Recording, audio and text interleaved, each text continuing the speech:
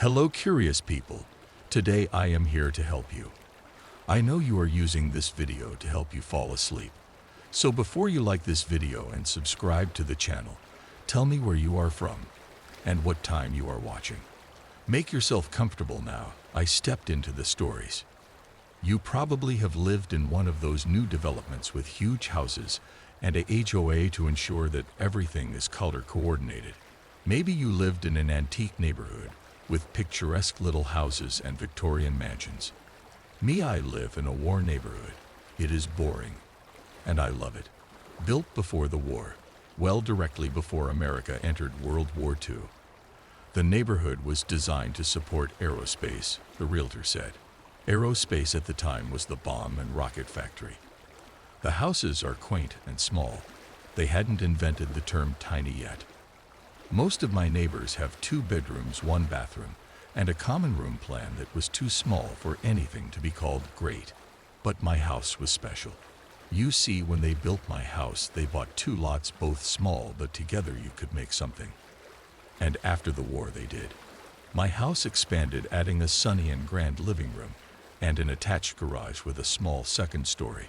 My house is only smallish. We moved here for the schools. There is a fantastic high school only a few blocks away, walking distance, and they call the neighborhood affordable. It isn't, but everyone calls it that. So my son wanted to move upstairs during his sophomore year. When we moved in, he wanted to be downstairs for more independence. Sure, but why the sudden move? Dad, the house is haunted. Preposterous, the house is too new to be haunted. The old lady across the street has known everyone who lived in this house. She is old as dirt and maybe senile, he said. No. Admittedly, they were still prototyping rocks when she moved into the neighborhood. She says no one ever died in or near the house, and no one who lived there was depressed enough or mean enough to haunt it. It's still haunted, Dad. Have you seen any ghosts? No. Have they talked to you? No. So how do you know? I hear them. They make noises. Damn, we probably have rats. So goes the saga of moving his stuff upstairs. But hey, our work from home office is next to the kitchen. So much closer to the coffee. But now he is off to college, living in a brownstone that is definitely haunted with 4 roommates. There is even an article in the newspaper about it.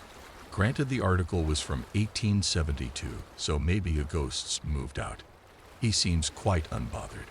We should get a dog, the wife says. We are still mourning the last dog. It has been over 4 years. We haven't had a dog in this house. With the boy in college, I miss the pitter-patter of little feet. We can get a rescue and avoid the puppy phase. With our genes, the pitter-patter sounded more like a Clydesdale learning to tap dance to pornographic rap music. Awk. We adore corgis, and they are smart, cute, and can't jump the fence. See, we could adopt this one. She is a rescue. She might not be potty trained. Many rescues aren't, says the adoption lady. We are in luck. Well, mostly. She is potty trained. At least during the day. Thump, thump. Thumpity thump. There we were watching a movie in the sunroom. Did I mention the sunroom? Sometime in the 1960s, someone added a sunroom. Not one of those attach a tin garden shed to you house things, but a proper room, but with a flat roof tucked under the eaves of the house. This seems to be the source of our problem. The roof is flat enough to stand on. I have done it while cleaning the gutters. We need a camera, says the wife. Yes, she is the wife. Always the wife. Even my friends refer to her as the wife. A camera. Yes, a camera for the roof. For the roof. The dog is scared of whatever is on the roof. If we had a camera, we could see it. They have speakers and sirens now. We could scare it off. The dog would potty outside at night. Aren't you tired of cleaning up? It's a squirrel. Squirrels aren't nocturnal. And it sounds way too big anyway. It is probably a rat then, or the neighbor's cat chasing a rat. Be that as it may, the dog is scared to go out in the dark. We have lights. She is still scared. You can install the camera while I am at my sister's. She is ill and needs help. Yeah, her sister needs help, all right. So does my sister. They both are ill. But the wife has spoken, and electronics and outdoors is my jurisdiction, so I had better hop to it. Her jurisdiction is emergency birthday cakes and IRS audits. I think I have the better end of the deal. Today I have the camera. It is quite fancy. Express shipping when you really wanted it here yesterday but can wait 2 days. It is solar and has a speaker with a siren and AI motion detection built in. Wow, it is even does color at night. I have outdone myself. So here I sit, me and the dog. We are watching another movie. Thumpity thump, thump, thump, bing. Animal detected on the roof. I have you now. Let's see how you like me talking to you, roof rat. I pop open the app on my phone. It isn't a rat, and it isn't the neighbor's cat, but it is eating a rat and posing for selfies. Honey, sorry to bother while you are at your sister's, but we need to move. The visitor at the back door. Did you ever have a memory that seemed to change over time? By that I mean, is there a moment in your life that you vividly recall, yet something about it always felt a little off? Scientifically, this is usually referred to as a repressed memory. Over time, these memories occasionally begin to shift and change, the true details becoming clearer as time goes by. This phenomenon is usually what is called memory reconstruction. This occurs when a person has seen or experienced a traumatic event, something that leaves a mental scar to some degree. Repressing these memories, it is the brain's way of protecting us from the pain or the fear of reliving those moments.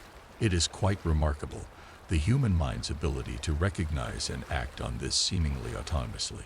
I bring this up because this happened to me very recently. There is quite a distant memory which had lived in my mind for many, many years.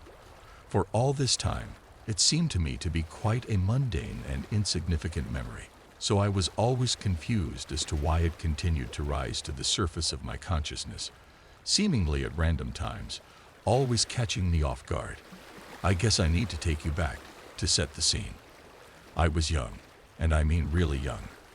We're talking 1995, or thereabouts. I would have been maybe 5 or 6 years old at this time.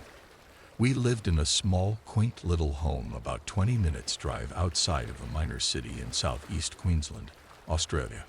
Our home sat on 10 acres of land, and beyond that, bushland as far as the eye could see. It was your typical 90s home. Picture a linoleum kitchen floor in that weird greenish tint with the diamond patterns on it, vertical wood paneling up the walls, an obnoxiously loud wall clock sitting front and center in the kitchen, a beige carpeted living area with 2 mismatched couches, and a tiny box television in the corner. Like I said, quaint. This particular day was like any other. It was summer and very hot, obviously. My parents were both at work, and my brother was down the back paddock mowing. I recall vividly sitting in our living room playing with my Hot Wheels cars as bad midday television blared out from the set behind me. Yeah, very stereotypical Menides kid, I know, but I mention this only to paint the picture that I do distinctly remember everything about this day. Or I thought I did anyway. This is where the tale takes a strange turn. See, for the longest time, I remember looking up from my toys and seeing my father standing there at the back door. It was one of those screen doors that many homes back then had, the ones with the metal frame, and a square sheet of insect screen in the center, so I could see him there on the other side, looking in at me. For many, many years, I remembered my father staring down at me and asking to come inside, for me to get up and unlock the door so he could do so. But for some strange reason I simply could not recall until now, I did not want to open that door to let him in. For all this time, I put this down to the idea that I was just being a typical cheeky little kid, refusing to let my dad come in the door. Memories are fickle things, aren't they? As I got older, the more that memory surfaced, the more I began to question this series of events. The more I questioned things, the more the fog began to lift, the more the memory began to shift and change. Now, I remember that day in crystal clarity. What I saw when I looked up at that door was not my father at all. I sat there, my little Hot Wheels car in hand, watching as this dark, oddly shaped thing stared in at me. I noticed it was slightly swaying, as if being gently swished back and forth by the light breeze that day. I remembered everything in that single moment. Oh God, it was awful. That's why I didn't want to open the door. It's not because I was trying to have fun with my father. I just didn't want this thing to come in. Perhaps what I remember most clearly was the sheer silence of those long few minutes. I recall the rustling of the wind through the mulberry bushes outside. I recall the rhythmic ticking of the clock. And another sound, not something I had ever heard before or ever have again. It was a voice, along with that damned awful clock, hammering away at my brain. A deep gurgling voice very clearly spoke to me. Tick, tock. Shall I come in? Shall I? Tick, tock. Might you be unlocking the door? Tick, tock. It's a little warm in here. The breeze might cool things down. Tick, tock. Your parents will be home soon. They might get mad if you don't open the door to let the dog out. Tick, tock. And so it went on and on. For many, many long minutes it stood there speaking to me, staring in at me on the floor. This awful thing, it wasn't directly telling me to let it inside as such. It was for some reason trying to manipulate me into it being my choice to let it in. For all those hours, I sat there, truly frozen in fear, unable to move. I do not believe that there was some otherworldly supernatural force preventing me from moving. I simply could not draw myself away from that spot. I could not summon the physical strength needed to force my legs to do their job, nor did I have the mental capacity to do so. You may ask, of course, how can I be sure this actually happened? If memories truly are these fluid, interchangeable constructs that can simply rearrange themselves at will, how can I know for sure if the events of this day really happened the way I have just described them? All I can tell you is that it is a palpable difference. Where before this memory existed as something of a picture book which would flash before my mind's eye occasionally, the details I recall now are something I can feel with every fiber of my being. I remember this as vividly as I can recall events from 2 days ago. That is all I can offer. In my heart, I know it to be true. We have strange ghost stories in Australia. Growing up, I would hear all manner of tales about bush spirits, wandering the vast expanse of the outback, causing mischief and mayhem upon anyone who might happen across their path. On the other end of the spectrum, we also have our stories of malicious beings, things that are tied to this world and remain here for the sole purpose of causing pain and suffering. I wish this memory had stayed repressed. I dare not guess as to which type of entity I encountered that day, so long ago. Have you seen Adam? Author's note asterisk. My coworker and mentor asked me to write for him, and his story is true. Being an avid writer myself, I figured I'd make this in memory of Brent. Thank you where you are. I know where you live, your finances, your health care, when you're getting married, when you're getting divorced. I know your child's name, age, and height. It's my responsibility to ensure that that information stays between you and I. After all, I'm just the messenger. 2005 was a horrible year for many of us. The community was destroyed and the people came together. There were bodies everywhere, and we will never know the true count. My house was destroyed, and the only vehicle I had was a toaster on wheels that stalled in reverse. It was my 10th year in the service, and I made it my job to help as many as I could. I failed at that, and I will never forgive myself. My route was simple. Start at the first 7 businesses and deliver to the sober living at my last stop. I'd been on it for 6 years at that point, and I loved every day I came in. I watched your kids grow up, your homes get built, and the community grow. Bill and Sarah were stop number 317 at the end of the road. They had a big house with a tennis court and a 100 yards brick mosaic driveway. Their son Adam was 2 when I first got on the route. He was autistic, but he was a good kid who loved to tell a story. Picture book which would flash before my mind's eye occasionally. The details I recall now are something I can feel with every fiber of my being. I remember this as vividly as I can recall events from 2 days ago. That is all I can offer. In my heart, I know it to be true. We have strange ghost stories in Australia.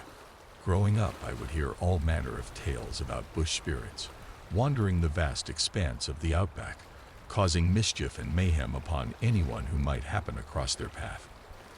On the other end of the spectrum, we also have our stories of malicious beings, things that are tied to this world and remain here for the sole purpose of causing pain and suffering.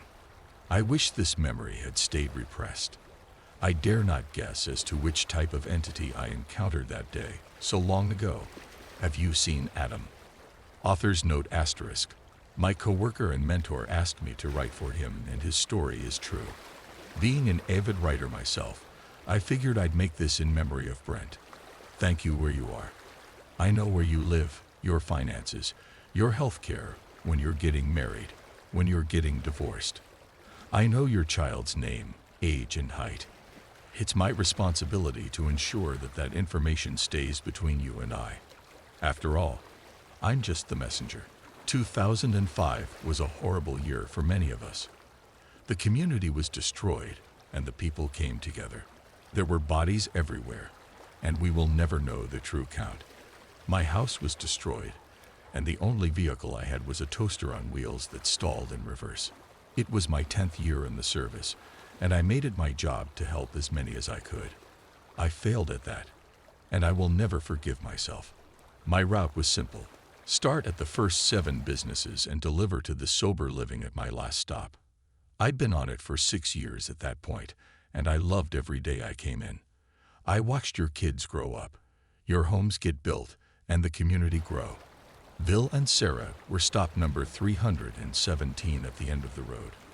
They had a big house, with a tennis court and a 100 yards brick mosaic driveway. Their son Adam was 2 when I first got on the route. He was autistic, but he was a good kid who loved to tell a story. Down a dirt, a few hundred yards to the west, was a dilapidated gas station. It had the old BP sign that still lit up at night, and broken windows, and an old refrigerator next to a desk. I'd go there for my lunch every day before I hit Bill's place. All the cool rocks and golf balls I collected on the route, I'd toss in the fridge. It was a cool fridge with a lock on it like when I was a kid. When it hit, everything was gone. The flooding was horrid. My route looked like a wasteland, but I needed to do a service, and even though I had nothing left, I took my handgun with me and a couple cases of beer and snacks. I handed out what little I had with every handful of mail. Every day was rough, but I got through it. Bill and Sarah's house was gone. There was sewage all over my route because there was no longer any maintenance to the water supply. The smell was horrid everywhere you went. But old Bill and Sarah weren't worried about that. It was Adam. He was missing. I told them I'd stay on the lookout, and that Adam was my priority along with the mail. The weeks came and went, and still no sign of Adam. The once cheerful lunches were gone. It was just me and the mail. No cell phones at the time. Nothing but depression and sewage. Eventually, they cleaned up the streets, and Bill and Sarah moved on, hoping that the police would eventually find Adam. 3 months after the disaster, I was having lunch, listening to my radio when I realized something. The gas station stank. It wasn't the mold. The sewage smell wasn't there anymore. It reminded me of when I worked in the hospital as a janitor on the lower halls. During the summer, they would bring in bodies to the morgue that were bloated and maggot infested, and the whole basement floor would have a putrid decum smell to it. Anyways, back to it. I hadn't touched the fridge because my mind wasn't focused on golf balls and rocks. It was somewhere else. I went into the office and noticed that there were golf balls all over the ground. The stench was horrifying, and I couldn't even begin to describe how I felt. I knew immediately what was coming, but I pushed away my gut feeling and opened the fridge. Author's note continued *, your mailman might seem weird. He might be angry at times, but we've seen things that nobody would think is normal. As the author, I can tell you that I often find drugs in mailboxes and leave it alone. I've seen two men shot in broad daylight and out to fear for my safety. I've kept my mouth shut. Please understand that we are human and December is the... Down a dirt, a few hundred yards to the west, was a dilapidated gas station. It had the old BP sign that still lit up at night, and broken windows, and an old refrigerator next to a desk. I'd go there for my lunch every day before I hit Bill's place. All the cool rocks and golf balls I collected on the route, I'd toss in the fridge. It was a cool fridge with a lock on it like when I was a kid. When it hit, everything was gone.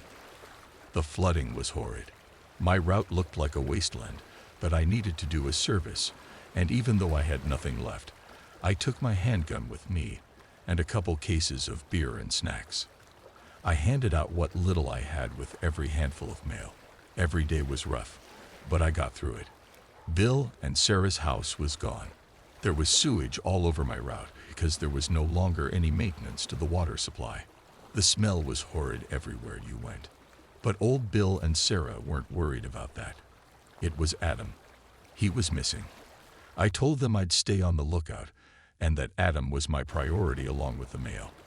The weeks came and went and still no sign of Adam. The once cheerful lunches were gone. It was just me and the mail. No cell phones at the time. Nothing but depression and sewage. Eventually, they cleaned up the streets and Bill and Sarah moved on hoping that the police would eventually find Adam. 3 months after the disaster, I was having lunch, listening to my radio when I realized something. The gas station stank. It wasn't the mold. The sewage smell wasn't there anymore. It reminded me of when I worked in the hospital as a janitor on the lower halls. During the summer, they would bring in bodies to the morgue that were bloated and maggot infested, and the whole basement floor would have a putrid decom smell to it. Anyways, back to it. I hadn't touched the fridge because my mind wasn't focused on golf balls and rocks. It was somewhere else. I went into the office and noticed that there were golf balls all over the ground. The stench was horrifying, and I couldn't even begin to describe how I felt. I knew immediately what was coming, but I pushed away my gut feeling and opened the fridge. Author's note continued *, your mailman might seem weird. He might be angry at times, but we've seen things that nobody would think is normal. As the author, I can tell you that I often find drugs in mailboxes and leave it alone. I've seen two men shot in broad daylight and out to fear for my safety. I've kept my mouth shut. Please understand that we are human and December is the busiest time of our year. We care about you and want you to be safe and get all your presents in time. Alex, I saw something in the woods and want to talk about it. When I, 18 NMD, was younger, early teens, I was forced to stay with my abusive dad for some weekends. I hated it. The house was located in the middle of nowhere, at the foot of Dartmoor National Park. There was only one neighboring house, but it had been abandoned for a few years now, the owners having left due to a fight with my dad. I was truly isolated. I don't want to dwell on the past, so I will only tell you a brief summary of what happened leading up to the time I saw it. In an attempt to toughen me up, one night my dad decided to leave me in the woods and let me find my own way home. It was a journey I had made before in the day, but not in the dark. That particular night, there was thick cloud cover obscuring any light from the moon. I remember hearing the sound of my dad's quad bike fading into the distance as he left me there, alone. After I had gotten control of my emotions, I started walking, the leaves crunching under my feet with every step. It was simple. I only had to follow the trail, and I would end up back at my dad's house. There was nothing to be scared of. As I walked, there was a noise, like the static of a TV. The crickets' chirps filled my ears, giving me company as I carried on down the path. It wasn't until I stopped for a short period that I heard it. Footsteps in unison with my own. In a panic, I looked around and could see nothing apart from the tall birch trees that stood all around me. I continued on, deciding to believe it was my imagination, but then it started again. An echo of every footstep I made. Leaves crunching under something else's foot. I ran until I had no breath left in my lunges, through bushes and over fallen tress. Over my own pants of exhaustion, I hadn't realized the static of the crickets stopped. As I regained my stamina, I looked back to see two eyes nested in a clearing. They looked at me, unmoved and emotionless. I was frozen in fear. Then its head moved in a sort of nodding manner, and out came a sound. It was a deep but short chirp, almost like a cough. As it vocalized, the chirp became complex, gaining syllables. Unsure that it was trying to say something, however, I was too stunned to make out anything, until I heard it said my name. As I backed up, making sure not to lose the whereabouts of it, the creature stepped forwards, revealing its head to me. It was like an owl, clocked in white feathers forming dished around large black eyes. As it moved closer, its head bobbed up and down, assessing me. The haze obscured any true form, but I could tell it was large. I knew I was almost at the road, so I just kept stepping back, my feet flowing the tire tracks of the quad bike. With every step I took, it reciprocated, never getting closer but just maintaining the distance. "Hello," I called out, but it said nothing. As I waited for a response, my concentration went, and I stumbled, taking my eyes off the creature just for a moment to find my footing. As I looked back up, it gained distance, perhaps a meter or so. "Hello," it said, devoid of emotion, mimicking me. I could now see long wings that hung close to its chest. The wings were tipped with claws, and its mouth was full of needle-like teeth. Its legs moved slowly, making every step seem calculated. The heel of my foot touched the tarmac of the road. I had made it. Not long to go before I'm inside. As I back onto the road, the creature stopped and tilted its head at me as if it was confused. It had stopped gaining ground. My steps became quicker, and eventually I was clear of the woods and the bird. I turned and sprinted up towards the house. And like that, it was over. I never told my dad about what happened out of fear. He would send me back out there. I will never forget that night, as I often relive it in my dreams, and I won't forgive my dad for abandoning me in those woods. My wife finally got pregnant, but there was a price to pay. The hardest part about waiting was the emptiness. The kind of emptiness that envelops you, heavy and oppressive, where every second seems to stretch endlessly until hours feel like days. I sat next to Sarah in that sterile clinic waiting room, the faint hum of the air conditioning the only sound breaking the stillness. Sarah, my wife, sat beside me, her face pale, hands clasped tightly in her lap. The strain of the last few years was etched into every line on her face, and her eyes carried the weight of every disappointment we'd faced. We had been trying for nearly 3 years to conceive. 3 long years filled with tests, consultations, false hopes, and crushing letdowns. There had been times where we nearly gave up, where it seemed easier to accept the childless life that stretched before us. But then, hope would rear its head again, stubborn and unrelenting, dragging us back into the endless cycle of anticipation and heartbreak. It was that hope, or maybe desperation, that had led us to Dr. Anton Greger, a fertility specialist based in the outskirts of Boston. The clinic itself, tucked away in a quiet corner of the old financial district, was housed in a building that looked like it had been forgotten by time. Red brick, ivy climbing up the walls, and narrow windows that reminded me of eyes. Eyes that watched but didn't see. The building felt out of place amid the modern skyscrapers and bustling city life. It was an island, isolated and quiet, which seemed fitting somehow. We felt like outsiders everywhere we went these days. We had heard of Dr. Greger through a friend, a close friend who had been in a similar position to ours. As I backed up, making sure not to lose the whereabouts of it, the creature stepped forwards, revealing its head to me. It was like an owl, clocked in white feathers forming dished around large black eyes. As it moved closer, its head bobbed up and down, assessing me. The haze obscured any true form, but I could tell it was large. I knew I was almost at the road, so I just kept stepping back, my feet flowing the tire tracks of the quad bike. With every step I took, it reciprocated, never getting closer but just maintaining the distance. "Hello," I called out, but it said nothing. As I waited for a response, my concentration went, and I stumbled, taking my eyes off the creature just for a moment to find my footing.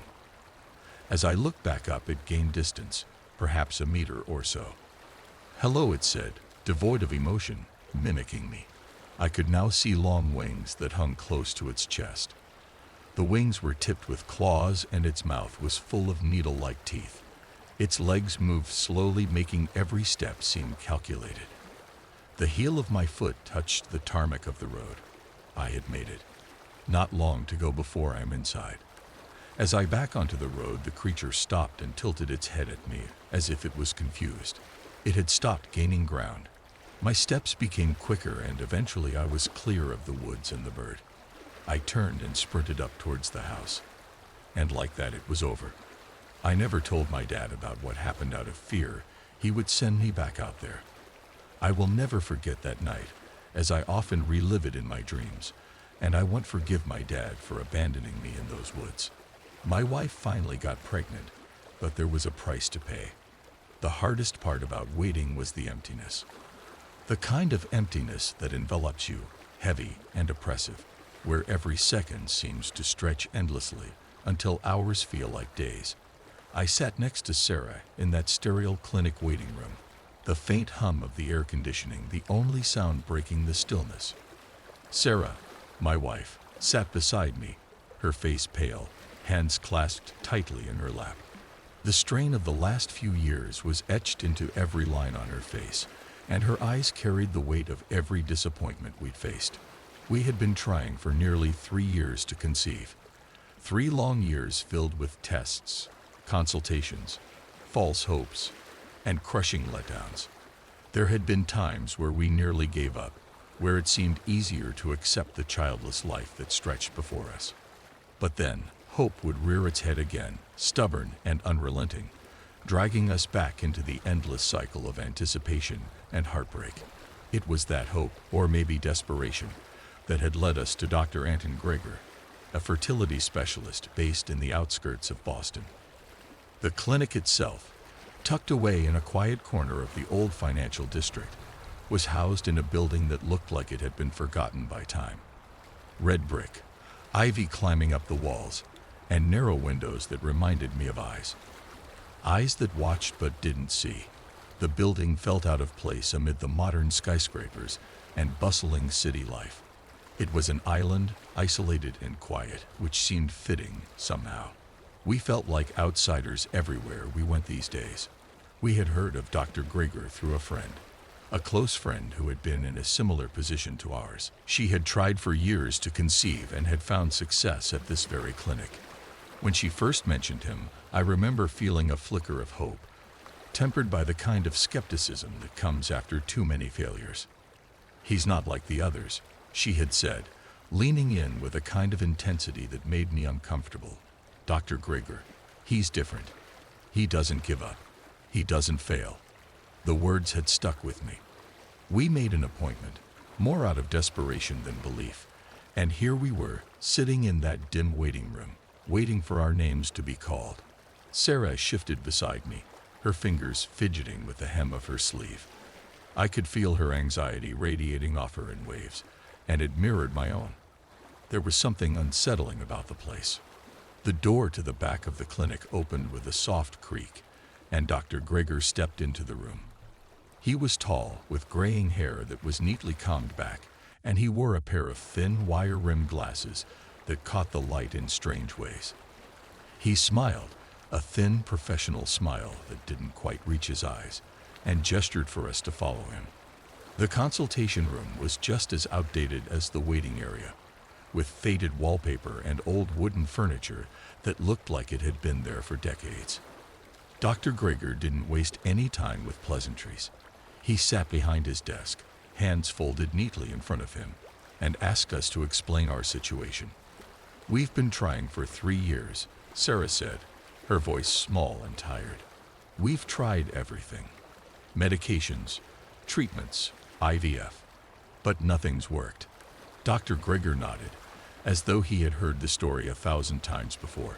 "And now you're here." It wasn't a question. "We were told that you specialize in cases like ours," I said, glancing at Sarah.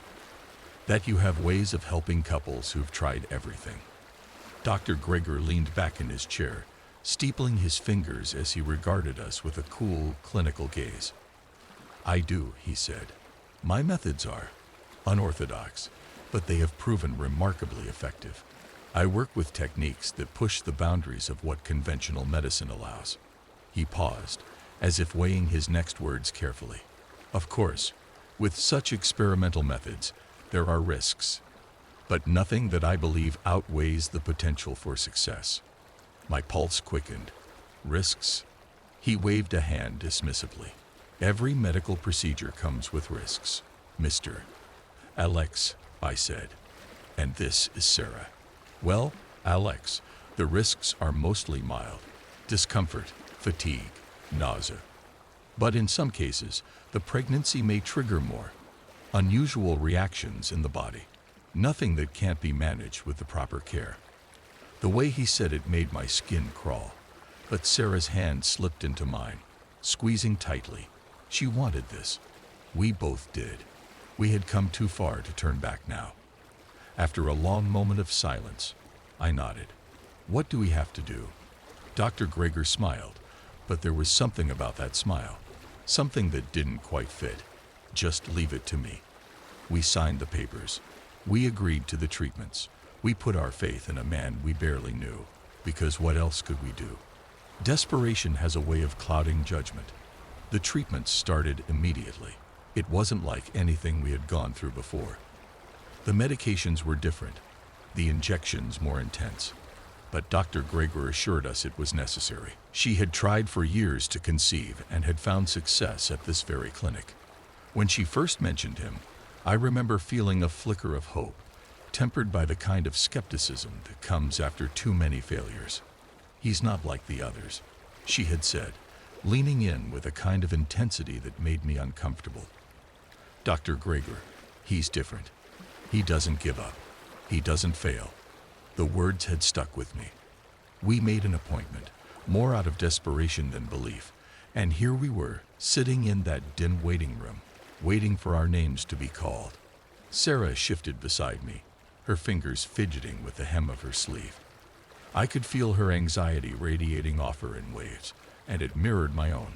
There was something unsettling about the place. The door to the back of the clinic opened with a soft creak, and Dr. Greger stepped into the room. He was tall, with graying hair that was neatly combed back, and he wore a pair of thin, wire-rimmed glasses that caught the light in strange ways. He smiled, a thin, professional smile that didn't quite reach his eyes, and gestured for us to follow him. The consultation room was just as outdated as the waiting area, with faded wallpaper and old wooden furniture that looked like it had been there for decades. Dr. Greger didn't waste any time with pleasantries. He sat behind his desk, hands folded neatly in front of him, and asked us to explain our situation. We've been trying for 3 years, Sarah said, her voice small and tired. We've tried everything.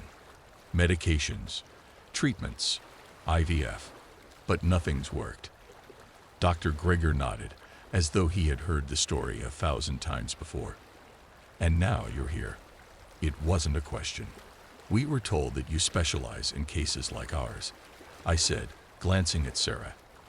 That you have ways of helping couples who've tried everything. Dr. Greger leaned back in his chair, steepling his fingers as he regarded us with a cool, clinical gaze. I do, he said. My methods are unorthodox, but they have proven remarkably effective.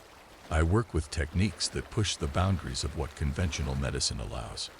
He paused, as if weighing his next words carefully.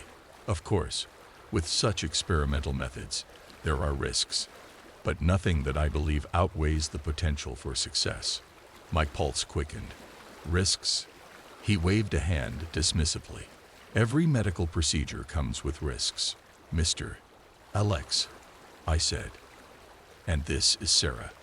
Well, Alex, the risks are mostly mild. Discomfort, fatigue, nausea. But in some cases, the pregnancy may trigger more unusual reactions in the body. Nothing that can't be managed with the proper care. The way he said it made my skin crawl, But Sarah's hand slipped into mine, squeezing tightly. She wanted this. We both did. We had come too far to turn back now. After a long moment of silence, I nodded. What do we have to do? Dr. Gregor smiled, but there was something about that smile. Something that didn't quite fit. Just leave it to me. We signed the papers. We agreed to the treatments. We put our faith in a man we barely knew, because what else could we do? Desperation has a way of clouding judgment. The treatments started immediately.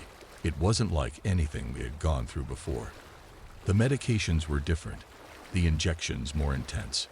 But Dr. Gregor assured us it was necessary. And at first, it seemed to be working. Sarah's body responded to the treatments faster than it ever had. Within weeks, she was pregnant. The first few months were a blur of joy and cautious optimism.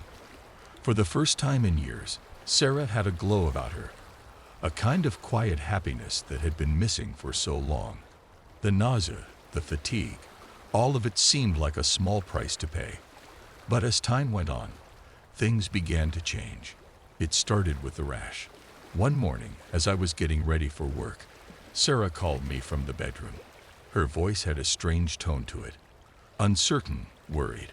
I rushed to her side, finding her standing in front of the mirror, her shirt pulled up to reveal her growing belly. At first, I didn't see it, but then she turned slightly. My heart skipped a beat. There, just beneath the skin, was a faint network of veins, dark, almost bluish veins that seemed to spider out from her navel. It looked like something out of a medical textbook. A picture of blood vessels that shouldn't be visible, not like that. It itches, she said, her fingers hovering just above the skin, as if she didn't want to touch it. I didn't know what to say. My mind raced with possible explanations. Stretch marks, pregnancy hormones, maybe even an allergic reaction.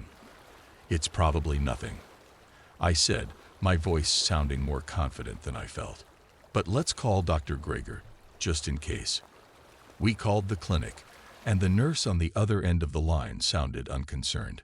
It's a normal side effect, she said in a monotone voice, as though she had said it 100 times before. But it didn't feel normal. Over the next few days, the veins grew darker, more pronounced. Sarah tried to ignore it, tried to stay positive, but I could see the worry creeping into her eyes. The rash spread slowly, crawling up her sides and around her back, until it looked like her entire torso was crisscrossed with dark lines. And the itching, she said the itching was unbearable. Dr. Gregor assured us again that it was nothing. Some patients experience more visible side effects than others, he said. It's a reaction to the medication. It will pass. But it didn't pass. The symptoms only got worse. Sarah began to complain of sharp pains, stabbing pains that would come and go without warning. They started in her abdomen, but soon spread to her legs, arms, and even her chest. She would double over in agony, clutching her stomach, her face twisted in pain. There were nights when I would wake up to find her sitting on the edge of the bed, her hands pressed to her belly, her eyes wide and glassy. It feels like something's moving, she whispered one night, her voice trembling with fear. I tried to reassure her. I tried to tell her that it was normal for a baby to move around. But deep down, I felt the same growing fear. Something wasn't right. I could feel it in my bones, in the pit of my stomach. But we were too far in. We had already committed. And every time I called the clinic, every time I tried to express my concerns, I was met with the same calm, detached responses. One night, about 5 months into the pregnancy, Sarah woke me in a panic. I could hear her ragged breaths even before my eyes opened. When I sat up, I saw her standing in front of the full-length mirror on the far side of our room. The moonlight filtered through the curtains, casting long shadows across her body. But even in the dim light, I could see the changes happening to her. Her belly was unnaturally large, far bigger than it should have been at 5 months. The veins beneath her skin, the ones that had started as a faint rash, were now prominent, thick like black cords crisscrossing her body. Her skin had taken on an almost translucent quality, and I could see the outline of something shifting beneath the surface. Her hands trembled as she touched her belly. And for a moment, I thought I saw something, a ripple, like a shadow moving just beneath her skin. "Alex," she whispered, her voice strained and on the verge of breaking. "It's not just the baby. There's something else. I can feel it. It's moving differently. It doesn't feel right." I got out of bed, my heart hammering in my chest. Every rational part of me wanted to tell her that she was imagining things, that the stress and hormones were playing tricks on her mind. But I couldn't. I couldn't shake the gnawing feeling that something was terribly, horribly wrong. I walked over to her, wrapping my arms around her shoulders as she trembled. Her skin was cold to the touch, clammy with sweat. "We'll go to the clinic tomorrow," I said, my voice barely more than a whisper. "We'll make them do something." She nodded, her body stiff against mine. But I could feel the doubt in her, the same doubt that had been growing inside me for weeks. What could we do? We had signed the papers, agreed to the treatments, and put our faith in Dr. Greger. That night, I didn't sleep. I sat in bed, listening to Sarah's shallow breathing as she lay beside me, her hand resting protectively over her swollen belly. The next day, we went back to the clinic. I had called ahead, demanding an immediate appointment, refusing to take no for an answer. Sarah was in too much pain to protest, her body visibly deteriorating with each passing hour. When we arrived at the clinic, Dr. Greger was waiting for us, his calm, controlled demeanor as unnerving as ever. He ushered us into a private examination room, the kind that smelled of antiseptic and cold metal. The room was too quiet, the kind of quiet that makes your ears ring and your heart race. "We're going to run some tests," Dr. Greger said, his voice smooth and clinical. "I assure you, everything is progressing as expected." I couldn't take it anymore. The anger that had been building inside me boiled over. "Expected," I snapped, my voice louder than I intended. "Look at her. This is not normal. She's in pain. She's dying." Dr. Greger remained unflinching, his eyes fixed on me with an eerie calm. "I understand your concern, Mr. Alex, but I assure you, everything is under control." "No," I said, shaking my head. "It's not. You've been lying to us. You've been hiding things from us. I want the truth." Now, for the first time, something shifted in Dr. Greger's expression. It was subtle, a flicker of something dark in his eyes, a tightening of his lips. He glanced at Sarah, who was now lying on the examination table, her breath coming in shallow gasps, before turning his attention back to me. "There are things you don't understand," he said slowly, choosing his words carefully. "The treatment you agreed to, it's not just about fertility. It's about evolution, progress." I felt a chill crawl down my spine. "What are you talking about?" Dr. Greger took a step closer to me, his voice dropping to a conspiratorial whisper. "We are on the cusp of something incredible, Mr. Alex. Something that will change the very fabric of humanity. Your child, Sarah's child, is the first step in that process." I stared at him, my mind struggling to comprehend what he was saying. "Whoa, you are experimenting on us." He didn't deny it. Instead, he smiled, a cold, calculated smile that made my blood run cold. "Your child is not just a child, Mr. Alex. It is a breakthrough, a new form of life, something beyond what we currently understand." I couldn't breathe. My chest tightened. "Of life. Something beyond what we currently understand." I couldn't breathe. My chest tightened. "You're insane," I said. "You've put something inside her, something that isn't human." Dr. Greger's smile widened. "Not yet, but it will be." Before I could react, the door to the examination room opened, and two nurses entered, their faces blank, expressionless. They moved toward Sarah, who was too weak to resist, and began preparing her for some kind of procedure. "No," I shouted, rushing toward the table. "Don't touch her." One of the nurses grabbed my arm, her grip surprisingly strong. "Sir, Please step back. I struggled, trying to pull away, but the nurse's grip tightened. Let me go, I shouted, panic rising in my throat.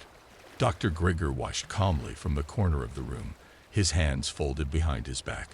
You need to trust me, Mr. Alex. Everything I'm doing is for the greater good. Greater good. I spat, my voice trembling with rage. You're killing her. Before I could say anything else, I felt a sharp prick in my arm. One of the nurses had injected me with something that made the world blur around the edges, my limbs growing heavy and sluggish. I tried to fight it, tried to keep my eyes open, but the darkness swallowed me whole. When I woke up, the room was dim, and my body felt like it had been submerged in molasses. I could hear the soft peeping of machines, the sterile hum of medical equipment, but I couldn't move. Slowly, as my vision cleared, I realized I was strapped to a chair, my wrists and ankles bound with thick leather straps. Panic surged through me, but I couldn't do anything. I could barely even speak. Across the room, Sarah lay on the examination table, her eyes closed, her chest rising and falling with shallow breaths. The veins beneath her skin had darkened even further. Her belly had swollen even more grotesquely large, as if something inside her was pushing its way out. Dr. Grigor stood beside her, watching her with the cold, detached gaze of a scientist observing his experiment. The nurses were gone, and the room felt eerily quiet, save for the faint beeping of the machines monitoring Sarah's vital signs. She's nearing the final stage, Dr. Grigor said softly, almost to himself. It's almost time. Time for what? I managed to croak, my voice weak and hoarse. Dr. Grigor glanced at me, raising an eyebrow. For the birth, of course. The culmination of all my work. Your child will be the first of many, Mr. Alex. The beginning of a new era. I struggled against the restraints, my muscles straining, but I was too weak. You can't do this, I gasped. You're playing God, and you're going to kill her. She's a vessel, Dr. Grigor said simply, as if that explained everything. A means to an end. Sarah understood that, even if she didn't realize it. My vision blurred again, tears of rage and helplessness clouding my eyes. I had been a fool to trust him, a fool to believe in his promises. I had brought Sarah here, and now I was watching her die. Suddenly, Sarah's body convulsed, her back arching off the table as a guttural scream tore from her throat.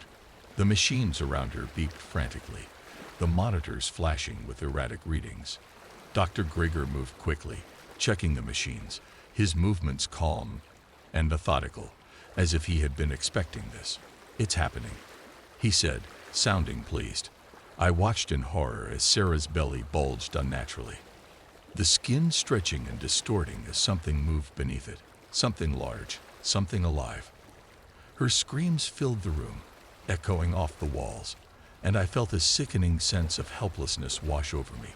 Please, stop it, I said, my voice breaking. Dr. Grigor didn't even look at me. His focus remained on Sarah, on the grotesque transformation happening before our eyes. Suddenly, Sarah's convulsions stopped.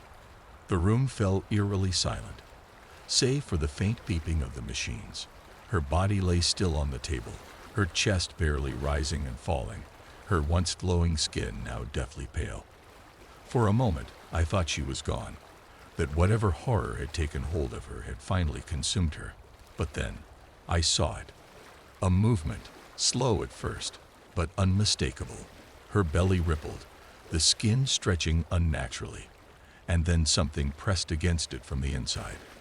I could see every detail, the shape of fingers, of an arm, of something far too large to be human. My breath caught in my throat. I realized that this thing was coming.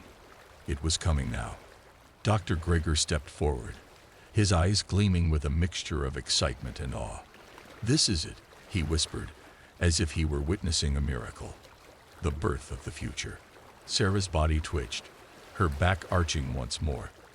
And then, with a sickening wet sound, her belly split open. From the torn flesh of her abdomen, something emerged. At first, it was difficult to make out. slick with blood, its limbs twisting in unnatural ways as it pulled itself free from violence game.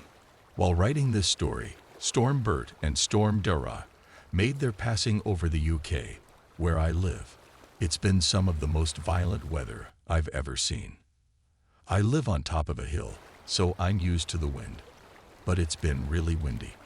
I vape and I'm not allowed to smoke in my building, so I step outside. One morning, I exit to a horrendous howling. There are leaves flying. The stream from the garden fountain is disintegrating. Everything is warped by the tremendous energy. An apt metaphor for how it feels to be a child.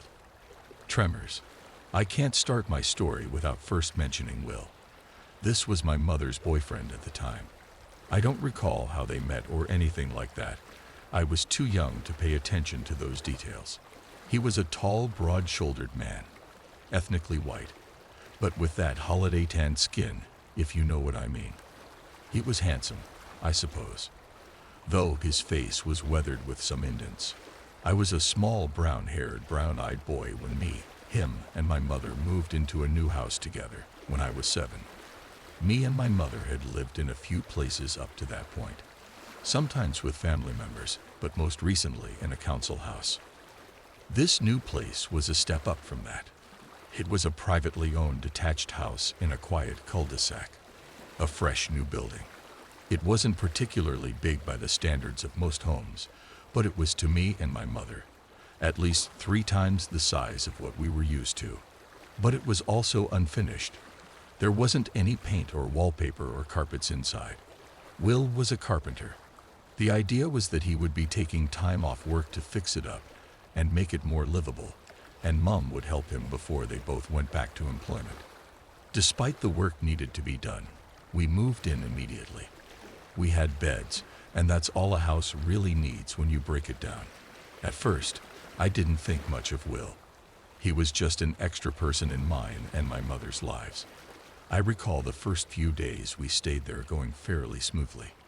Will and Mom were working on the house while I played with my toys or expended my energy, moving around in the empty spaces, all while grainy sun rays passed through the glass of the newly fitted windows. Bad things don't always happen quickly. That might be what makes the headlines, but what about all the things that happen behind closed doors? In truth, a lot of bad things happen very quietly, at low frequencies. They are like barely detectable tremors, not always dangerous in themselves, but act as warning signs of what is to come. For me, that was my arm being grabbed a lot tighter than I was used to, or a grunt of disapproval with no opening for criticism or explanation. A whack on the shoulder that made me cry and also confused as to what I had done wrong. It seemed Will did not like me. Not a bit. He played the early game well, masking his dislike for me so subtly that not even I, the target, could tell what was going on. Certainly, my mother couldn't tell. In the beginning, she may have made a comment or two about him being less rough with me, but that's as far as it got. And he, knowing she disapproved, made sure to space out his little attacks on me so it never became a topic of discussion. I'm unsure how long this phase lasted before it got worse. It's difficult to say. But I remember there being a tipping point where the game reached its next level. There was a moment in the kitchen. It was evening. Me and Will were sat at the dinner table. It was a small, circular table, barely able to fit all of our plates. My mother was facing away from us, doing something over the kitchen counter. We were both finishing our meal when he moved his hand across the table and tapped my plate. When I looked up, his face contorted into something genuinely frightening. It was one of those faces that was guaranteed to make a baby cry, but for a 7-year-old it was more perplexing than anything. Why is he doing this? Like a deer caught in headlights, I found my eyes glued to his face. His jaw strenuously contorted into a vision of rage and malice. His eyes, wide with wrath. For almost a minute, he kept that face, unflinching, staring directly at me from across the table, and by the end of it, I wanted to cry. It was only because my mother asked a question that his face returned to normal. Then he got up from the table with his plate and walked over to her, as if nothing had happened. I think seeing the fear and confusion in my eyes that night really gave him a taste for it, because it may have been as soon as the next day that the face returned, and it would keep returning. It was always when my mother was distracted or in another room. He'd lean on the wall, staring at me, or as he walked past me, he'd turn quickly and flash a vision of horror so close to my face that it was almost a headbutt. I found this experience very unpleasant, as you can imagine, but he was always very good at making things seem like not a big deal. I think I may have even mentioned the face once or twice to my mother, but Will was always there to offer an explanation. It was a joke. It was just us messing around. Think of those horror films where only the main character can see the ghost, and no one believes them. That's how it felt. The snarling teeth and bulging eyes communicated terrible things. Sometimes it felt like he was moments away from breaking out into a frenzy, and if I so much as breathed too loudly, I was dead. The faces were only the beginning. They were tremors. My broken lighthouse. My mother conceived me when she was just 20 through a cesarean pregnancy. Yes, that doctor sliced open her belly and yanked me out into the world. I must have been crying and screaming and so confused. I don't even remember how she met my dad, but I know they were both party heads. Drugs, alcohol, sex. This was in the late 90s. Not that every generation isn't exactly the same. I think it's safe to say it was an accidental pregnancy. Neither of them were prepared to bring a child into this world. My father was so not ready that he didn't want anything to do with either of us. Young and dumb. I can't say what it's like to have a child at that age. I've told myself that I would do whatever it takes to make sure my child was safe and happy. But you never really know how you're going to behave, do you? We all have some idea now through the popularization of psychology how generational trauma can operate. People infect those around them with their fears and paranoia, who in turn infect others. Our family had a lot of problems. It still does, and will do probably long after I'm dead. If I had to describe her soul, I'd say it was in a state of agitation, sometimes free in content, even serene, but too often trapped in a state of irritation and upset. It didn't always take a lot to trigger her. Because of this, she wasn't the easiest person to get through to. And being distracted by her inner turmoil gave her blind spots to reality. She held naive beliefs that this man we'd moved in with would cure her of all her problems, and we'd live happily ever after. It was in those blind spots that Will looked for his opportunities. I remember how he'd bring her flowers and act like a sweetheart. She may have been infatuated with him. Nonetheless, I knew the safest place for me was always by her side. That was the first trick I learned in this game between me and Will. Stay close to Mum. Of course, it wasn't a mind-made trick, but one borrowed from an ancient instinct, from a mysterious time where predators and monsters lurked in the shadows. Where are you going? Can I come too? I didn't think about it, but Will must have known there would be a time when me and him would be left alone, where he would be called upon to babysit me, even for an hour. And that's what happened, eventually. Maybe it was 2 weeks after we'd moved in. Maybe it was 4. I forget. It was another evening. There was an energy in her, a restlessness. I could sense her wanting to leave the house. I don't remember the reason for it. Maybe she was meeting a friend. I was not comfortable with her decision, yet I couldn't fully articulate why, me not being aware yet of the grave danger I was in. Please don't go, Mummy. I will miss you. But she had to go. She had to be free of me and this house for a while. After she left, I played with some toys I had in the living room as the last of the sun burnt its way across the sky. The house was quiet, apart from Will working upstairs. I distinctively remember the thud of his work boots descending, slow and paced, as if choreographed. The light coming through the front door cast his shadow through the hall, until he appeared in the doorway, holding a tool and a dirty cloth. He stared at me with a devious smile carved onto his face. And then he did something terrible to me. It wasn't anything sexual, but it was something awful I wouldn't soon forget. And afterwards, he made me wear a long-sleeved t-shirt to hide it. My mother walked back in through the front door a couple of hours later, oblivious to the whole thing. I was planning on running up to her and giving her a hug, but Will immediately went to greet her in the living room. By the time I peered in to see what she was up to, they were watching TV together. The more the merrier. It had been 1 month since me and Mom moved into the house with Will. The carpets were down, the paints were spread, the doors were hinged on. The only place not yet totally finished was the kitchen, where half of the floor tiles were missing and a wooden frame of a wall yet to be built stood erect almost in the center. Yet, the apparent increase in homeliness did not serve to soothe the ESP that now lurked. On the contrary, the whole place felt more eerie and empty than ever. The approaching night drained the house of all its color. The pervading silence was only disturbed by the war cries of distant birds. I felt the pangs of despair while playing with my toys on the new carpet. While looking out of the window, while eating dinner at the small circular table we hadn't yet replaced. Every day dragged on, though there was at least a reassuring reliability to it. Will and Mom were always either working on the house or watching TV, and somewhere in between these things, we'd all sit for dinner once a night. The bruise on my arm had faded by then, but it still hurt to touch. I'm not sure if it occurred to me then that it could happen again, but perhaps the monotony of the preceding days had made me forget. Forget how brutal Will had been to me, how he silently promised me terrible deeds. Maybe I was confused by the fact that he seemed to be acting normal now. It had been a week since he cornered me in the living room, and in that time he had not shown me that horrible face, nor had he handled me roughly, or even spoke to me that much. I think a part of me may have even believed, in a naive, hopeful way, that the worst was over. Another few days passed by fairly uneventfully.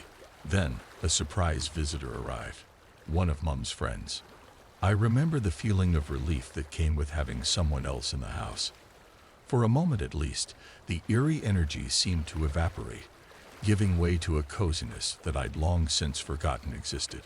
I recall her being quite friendly, crouching down to give me a hug and a kiss as she walked through the door. It was fascinating to see Will interact with a person that wasn't me or my mom. Even at my young age, I could tell he was putting on an act. As he walked around with my mom and gave this woman a tour of the house, I knew something wasn't quite right. He seemed a lot nicer, more energetic. I'd never seen him smile at me so kindly before, as I did in the presence of that woman. For the entire time she was there, we were living in a completely different world. Then the front door shut, and I remember a wave of unease filling across my body. As the disparity in feelings echoed back and forth in my mind, I suddenly realized what I had to do. I needed to get more visitors. Unfortunately, what seemed like it could have been the solution to my problem quickly curled into a dead end, as my mother rejected my inquiries into possible guests with one rational explanation after another. We were just too far away from all of our old friends, and this lovely visitor we'd had, who had brightened all of our lives, was just a passerby, an exception to this law of isolation that had somehow been imposed on us here. It appeared we weren't going to get any other visitors for the rest of this week, and dates for the foreseeable future lay bare. It was a bleak revelation, one that put the chills back into my spine. But there was hope that this lady's presence had changed Will for the better. I was about to learn the hard way. It was as soon as the very next day. Mom had gone out on a shopping errand and left me and Will in the house together again. So much time had passed now with Will behaving innocuously that I had forgotten the game we were playing. I didn't realize the house around me transforming into a hellscape of nightmares, with a demonic warden who was coming to get me. This time I was in my bedroom, and he came in unannounced. He said some mean words, then he started hurting me.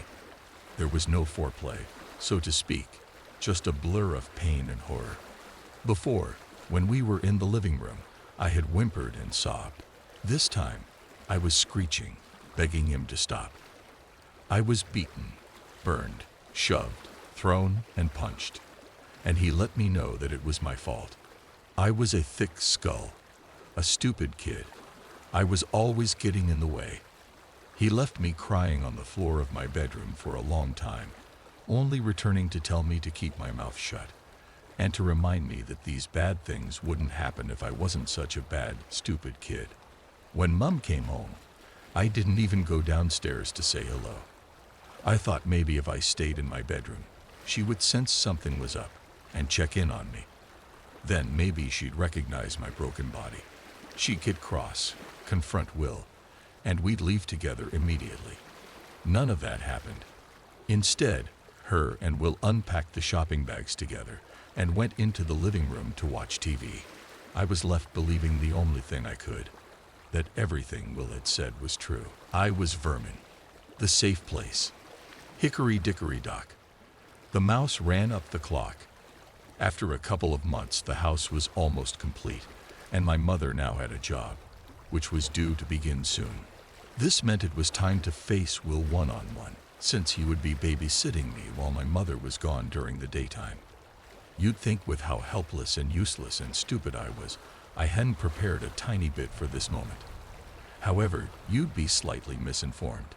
Even though I was a cowardly rat relying on Mummy Rat's presence, I wasn't about to die because she had to leave the house. Ever since forever ago, when we'd first arrived together in this house, it had been ruled by the house cat, through private intimidation and violence. It's the house cat's house, and he played by its rules, so much that his own world had been warped. There was a catch though. No, a latch, on the door of the bathroom. It was the only door in the house with a lock. That was, at least, something real, something tangible in an otherwise incorporeal landscape made only of fear. And little Ratty had been rehearsing. Not physically, not really mentally either. But some unconscious part of him had been calculating his survival while he stared at the white paint on the back of that door. I didn't understand why. I didn't understand when. But I just knew it would come in useful one day. I knew that as soon as my mother left the house, I needed to be inside the bathroom with the door locked. I knew I needed to pretend to be on the toilet, and I knew I needed to stay inside until she got back. So I sat on the lid of the toilet seat with my heart thumping. My mother, miles away with only me and Will in the house. And it worked. Will never came up. It also worked the second time, and the third. The house cat barely made a sound. In the meantime, little Ratty kept a close eye on Mummy Rat. He hung out on the stairs, parallel to the living room doorway, and listened. Listened to their conversations, checking for any sign of Mummy Rat disappearing. One time, she was about to leave, but Ratty knew and was already in the bathroom by the time she left. It became his sixth sense, knowing when Mummy Rat would go away. Little Ratty managed to clear a full week before the house cat became restless. He heard the house cat making its way up the stairs slowly, until its shadow peeked just underneath the gap at the bottom of the door. Sometimes it breathed heavily and made strange demonic noises. Ratty was terrified, but with a piece of wood between them, physically unaltered by these exchanges. For a short while, the game of cat and mouse was coming up mouse. In the evenings, while the rat mother was home, conversations about sending little Ratty off to school were moving forward. The sun shone a little brighter through those windows. The simple trick of hiding behind a locked door had empowered Ratty and given him hope. He even got so comfortable to bring his toys in the bathroom with him, so he could wait out the day without being bored or consumed by anticipation. Ratty wondered, as he had done a few times before, if the game was over now. Just as he did so, the bathroom door creaked open. The monster known as Will was standing there, his expression the amalgam of 100 ancient beasts. He grabbed Ratty by the scruff and plunged his head into the sink, trying to drown him. But somehow Ratty slipped away and ran down the stairs. The house cat pursued with lightning speed, practically leaping the whole flight of stairs to catch him. The chase continued into the back garden, where Ratty found himself cornered by 2 tall hedges. He begged the house cat not to eat him, but was swiftly silenced and dragged back into his cage. Ratty saw the monster, and he saw his family behind the monster. He tried to ask them to help him, but he could no longer make a sound. With the bathroom door sabotage, Ratty was forced into a horrific cycle of near-death experiences for the next week, while his mum went to work during the days. He was electrified, severed, crushed, and bound to the furniture for interrogation purposes. Why was he such a worthless rodent? So terrible at making people happy, irritating and shrill. Even so, Ratty didn't want to quit. To concede would be death, and despite everything, he was still committed to being alive. Money Rat, come home soon. I'll be in my room. Hickory dickory dock. The truth. My mother had failed me, but so what? A bridge sometimes collapses. Train tracks warp and cause accidents. We expect so much of people when they're really not that well equipped. So blind are they, so distracted, barely alive, barely conscious of what they're doing. I could barely speak, barely eat. It's his sore throat, Will said. Most of my toys had been destroyed and trashed. Not that toys could distract me anymore.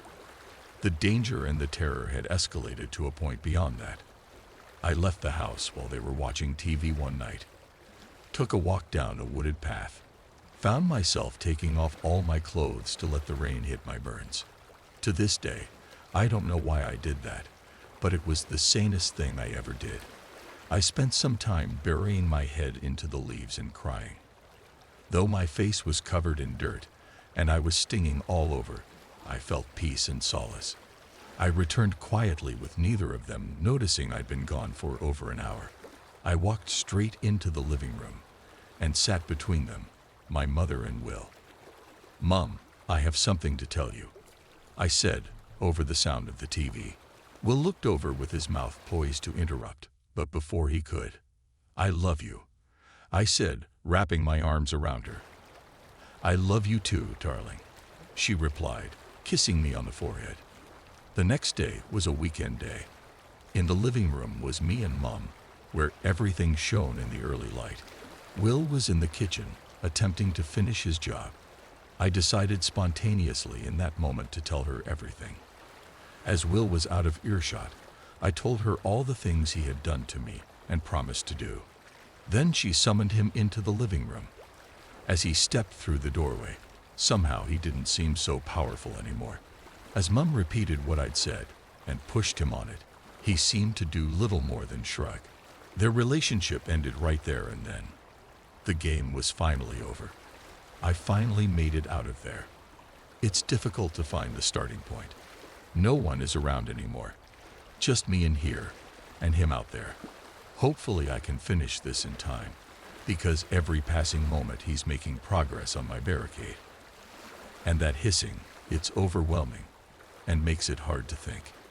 It shakes the house like an isolated earthquake, and it sounds like static on the television, turned up way past capacity. I can't start there. There's too much. All you need to know is that my whole life I knew there was something wrong with my house.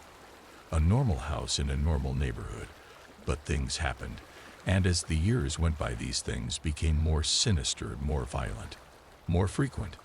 I lived a happy life, I think. If not happy, then at least normal. I had 2 loving parents, an older brother that protected me from the hardships of childhood, and a wonderful little yapper named Bambo. My family was Italian, and so it spread beyond these boundaries of immediates to include cousins and aunts and uncles, and they were all to me like more siblings and more parents. My Nana and Nano didn't speak a lick of English, so I was never very good at communicating with them. But I never felt love like that from anyone else. Sometimes communication, especially emotional communication, can be told strictly from a look. When they looked at me, I felt loved. Love that hit me invisible, like microwaves radiating from their smiles to soothe me in a warm and comfortable embrace. So I guess that's what I meant by a happy life. To love and be loved. Who could ask for more? But something else lived among us. Something that took the sum of all that love and matched it with hatred. It lived in my parents' room. I can't make this too long. I don't have time. Growing up in that house was strange. Things happened sometimes. Insignificant things like a box falling over in the basement for no reason at all, or a voice, barely heard, behind you when you sat reading at the kitchen table all alone. A voice that said, "Hello," stuff like that. And often you could forget about it, or explain it as a trick of the mind, those tricky things, you know. Imagination. Could be I didn't hear anything, but deep down I knew. And no matter where in the house I experienced these things, I felt this intrinsic knowledge that the source of it all came from my parents' room. Like there was some master puppeteer up there holding all these strings, each of them attached to some object or button in our house, and whenever this thing entered a whimsical mood, it would pull on one to try to frighten us. Bambo died when I was 13. I loved that dog so much. He still appears in my dreams, and I say, "Bambo, is it really you?" And he would yap and wag his tail, and I would lift him up and hold him close and keep him that way until I would wake up with tears drying on my cheeks. Boy, did I ever love that dog. Well, that's important, because Bambo is kind of the reason we left that house. Not because of his death. No, we lived there long afterwards. We still live there, technically. We left because of the hissing. A few months ago, I was sitting at the kitchen table studying some Robert Frost poem on my laptop, when suddenly the house filled up with a sound. It did not accelerate in decibels. It simply came full throttle, and without warning, like a hurricane crashing all around. This static, this hiss, so loud and debilitating that there was nothing you could do but put your hands to your ears, shut your eyes, and clench your teeth against it. Then it stopped. Nothing in the house had shifted. I really heard that. I thought to myself, no imagination there. That was real, and I swear it brewed in my parents' room. I told my brother about it later, and he kind of paled and made some laconic reply, and we didn't talk about it again. I'll get on with it, because that hissing is here right now, shaking the entire house, and it's not stopping anymore. I don't think it's ever going to stop. I think it's here for good. It happened a few more times after that, never when my parents were home. But my brother was around once, and during the maelstrom things were crashing off shelves. It was really bad that time. And I said, "Stan," and I charged up the stairs and tried the door to my parents' room, but it was locked. The handle would not give. "Stan," and he came up the stairs with his hands over his ears and fear in his eyes. And I said, "It's coming from in here. We have to get in there." He shook his head at me and ran back down the stairs. It stopped. I tried the handle, and it opened without resistance. Everything was in perfect order. I checked the bathroom, that was an appendage of the room, and even there, all seemed okay. Well, my parents had a freak out when they got home. They saw the disaster of the place and went berserk on us. We explained to them what happened, and they got real quiet, and there was no punishment that ensued. They believed us. Their silence confirmed it. The next time it happened, I was in the basement playing a video game. My brother was out with a friend, but my parents were home. The sound hit me like a wall of water. Like one moment I was just sitting there, and the next I was hit with something hard but fluid. It went through me and all around me, and it hurt in its volume and velocity. Boxes fell from behind the curtain that separated the living area of the basement from the storage area, and I stood up and ran, mounting the steps 2 at a time. And my parents had already vacated the house in their panic, because when I reached the landing and turned to the front door, I saw them through the... I was standing at the end of the driveway, looking terrified. But something stopped me in my tracks. A sharp, shrill yapping. The hissing was still all around me, deafening, but that shrill yapping was undeniable. I turned around and saw Bambo at the top of the stairs. "Bambo," I said, "is it really you?" My fear was gone. It didn't matter anymore. The sound was still there, but my mind had dulled it down to an ambient, minor inconvenience. It no longer had power over me. I climbed the stairs and picked Bambo up in my arms, feeling his breath against my neck. "Bambo, what is happening? Do you know?" He licked my face, and I held him tight. The hissing did not subside. I carried him down the hall like a protective shield before me. and I tried the handle. It was locked. Time to go, Bambo. You don't have to protect us any longer. That same day, we all moved in with my Aunt Sophia. We were all distraught and traumatized, and there was nothing my aunt could do to placate the worry my parents felt, nor did she understand what it was they were worried about. "We're in danger," my mom shrieked, crying into my father's shoulder. It was my cousin's birthday, a few days later. Today, actually. Today. The doorknob is wiggling. It seems he got through the barrier. The only thing between me and him now is the durability of the lock. Not much.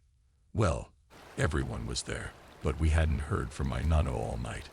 He wouldn't answer his phone. The party started at noon. My nana stayed home sick with a fever. Anyway, eventually, around 9 o'clock, a knock came at the door, and my uncle went to answer it. "Papa," he shouted, and in came my nano. "What are you wearing?"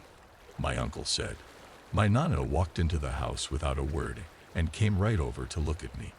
He was shorter than me, bold with glasses, and an incredibly kind face. But that look was not the look of love, which was what I was used to. He was wearing a baby blue t-shirt with a ribbon attached to it, like he had come first place in some competition. In black font on the front of the shirt, it read, "I survived a paranormal experience." Below that were 2 long paragraphs written in Sharpie, but they weren't in a language I understood. I read the font again and realized what must have happened. He must have thought that the party was at our house and went there alone, entered the house, and then fell victim to the thing that controlled that house. He must have been severely traumatized, right? He must have been taken to a hospital for the trauma. And the doctors must have given him this shirt to show just how brave he was. This was an illogical thought, but it was the only explanation that came to me in such short notice. It made sense to me for a moment. But then all sense ceased when he spoke to me. He spoke not in Italian, but in English, and he said in this unusual voice, "Hello, I finally made it out of there." Again, at first I misunderstood him. I thought, "Yeah, I'm glad you made it out of there too, Nano." But then I looked in those eyes again, and the hiss came crashing through the house. And in those eyes, those same eyes that are looking at me now from the open doorway, I saw nothing but pure, senseless hatred. And that's when I really understood what he meant. Dark sleep. "I have one," said Jenny. "It's a true story too. It happened to a friend of mine. She was babysitting these 2 little kids one night. She's sitting in the dark, by herself watching TV, and the phone rings. She goes over and answers it, and hears a voice on the other end breathing really heavy. And it says, 'Have you checked on the children?'" "Jenny, come on," Amber interrupted. "Everybody's heard that one. That's the lamest scary story ever. Does anyone else have a story? One that's actually true?" "I know one," Samantha said. "About 10 minutes hike from here. There's an old broken down house. We passed it on the way up here. It's out in the middle of nowhere, tucked away off a narrow little side road. A long time ago, a man lived there. His family were really wealthy, and they owned hundreds of acres of land around here. This man met a simple country girl from a simple country town, and they fell in love. His family wasn't too happy about it. They didn't think the girl was good enough for him. But he ignored them. He was an independent type of guy, and he went off and built a little house on a chunk of their land, out in the middle of nowhere. He married this girl, and everything was wonderful. They had a daughter, and eventually they had a son. This is where the story starts to go bad. Their son was sick, not physically but mentally. He was sick in the head. He wasn't mentally disabled or anything. He was just a little off. He must have thought that the party was at our house and went there alone, entered the house, and then fell victim to the thing that controlled that house. He must have been severely traumatized, right? He must have been taken to a hospital for the trauma. And the doctors must have given him this shirt to show just how brave he was.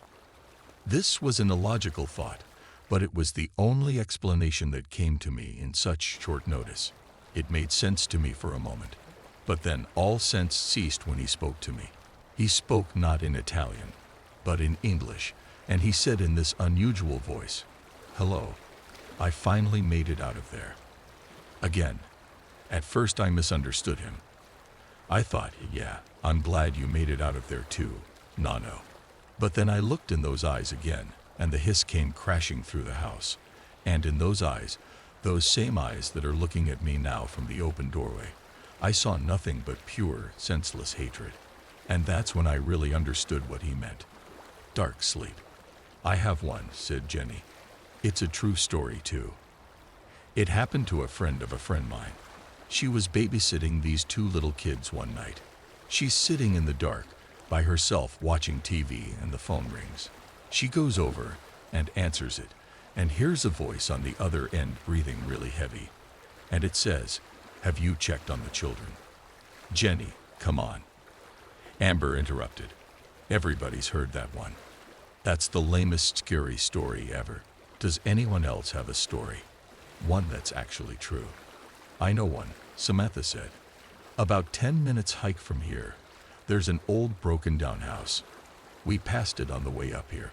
It's out in the middle of nowhere, tucked away off a narrow little side road. A long time ago, a man lived there. His family were really wealthy, and they owned hundreds of acres of land around here. This man met a simple country girl from a simple country town, and they fell in love. His family wasn't too happy about it. They didn't think the girl was good enough for him. But he ignored them. He was an independent type of guy, and he went off and built a little house on a chunk of their land, out in the middle of nowhere. He married this girl, and everything was wonderful. They had a daughter, and eventually they had a son. This is where the story starts to go bad. Their son was sick, not physically but mentally. He was sick in the head. He wasn't mentally disabled or anything. He was just a little off. By the time he was 9 years old, he became too much for his parents to handle. Throwing temper tantrums, erratic sleeping patterns, disappearing into the woods and hiding, that kind of thing. Not knowing what to do about his son, the man turned to his family for help. His parents had the boy taken away. They sent him to a place deep in the woods. It wasn't an insane asylum, but it catered to people with special needs, if you know what I mean. His parents thought it was for the best. Over time, the family got used to not having him around. They gradually stopped visiting him. They functioned as if they had never even had a son, and everything went back to being wonderful again. 8 years later, the boy, who was about 16 or 17 at this time, managed to escape from the hospital. The staff did a search, but he was nowhere to be found. His family was notified, and they were devastated. They were worried for his safety. He had been alone in the wilderness for weeks, and he was probably dead. But the boy wasn't dead. One night, he found his way back home. He crept into his house, and one by one, he slaughtered his entire family. His father, his mother, his sister, all of them chopped to pieces. With the blood still dripping from his axe, he disappeared into the woods. When the grisly remains of his family were discovered a few days later, the townsfolk in the surrounding area were horrified. The police tried to find the boy, but it was no use. To this day, he has never been found. Since then, every year around harvest time, people have started to go missing, and in their place, a corn-husk doll would be left behind. Legend has it, the boy still roams the woods around these parts. The surrounding towns have bought into the legend, and they hang dolls by their front door for protection. They say if the boy sees a doll hanging from the door of a house, he will pass that house by and leave the residents in peace. Nobody knows if it's true or not, but there's a doll hanging from the door of every house in town. That's so creepy, cried Jenny. Do you have a doll on your door? Of course, said Samantha. My dad says he doesn't believe the legend, but we hung one just in case. I think I just soiled my underwear, said Amber. Apparently, the house is still haunted by the ghosts of his murdered family, and if you go up there late at night, you can hear the whole thing take place all over again. Do you think we could go up there? Jenny asked. Sure, said Samantha, but tomorrow during daylight. There's no sense in tempting fate. That night, the girls slept in the same room and huddled together, trying to pretend they weren't frightened by the story and expecting to hear something tapping at the window at any moment. The next morning, Samantha's father made them all a big breakfast, and they went down to the lake for a swim. Around noon, they decided to make the trip up to the old haunted house. When they got there, the girls sensed an eerie presence in the old, dilapidated place. It was enough to make their skin crawl. They explored the ruins of the old house, peeking into corners and sifting through the rubble. After a while, Samantha spotted something half buried in the dirt. It was some sort of book. She dug it out and dusted it off. The girls gathered around as she opened it and began to flip through the yellowed pages. It's like a diary or something, said Samantha. Maybe it's his diary, Jenny whispered. Whose diary? Asked Amber. The guy, said Jenny. The guy that killed his family. Samantha read the diary aloud as the others listened. There's a dedication inscribed inside the cover, she said. It reads, "To my family, who I love and cherish, and who will always be with me. September 5th, 1987. It has been hard alone. All they had to do was talk to me. They could not talk to me. I hear their voices late at night sometimes. I hear their screams. It is cold and dark. I needed love. They did not love me. The medicines are gone. I am free. Free from all of them. If they could not love me, they had to go. Dark sleep for everyone. I hear their voices still, always screaming. December 4th, 1987. They have stopped looking for me. It is oak for me now. I live in the forest. I chase down the animals and put them in dark sleep, just like Mom and Dad and Sis. I visit my old house at night. I listen to the voices. At least they talk to me now. October 3rd, 1995. I left the forest years ago and moved to a small town nearby. Nobody recognizes me. No one knows who I am. I hear people telling my story sometimes. It makes me laugh inside. They all fear me. I still come to the forest sometimes. I spend the nights in my old house. Mom and Dad still talk to me. They say they are very proud of me. November 2nd, 1998. Life has been good. I found a job. I bought a house. I met a girl. She is very quiet and pretty. Sometimes I bring her to the forest. She likes it. I let Mom and Dad see her. They like her. July 1st, 2000. Today is a great day. I have a baby now. I am so happy. Mom and Dad are grandparents now. My wife isn't doing so well though. It was hard for her. She might not make it. Maybe she will go in dark sleep. I am happy now.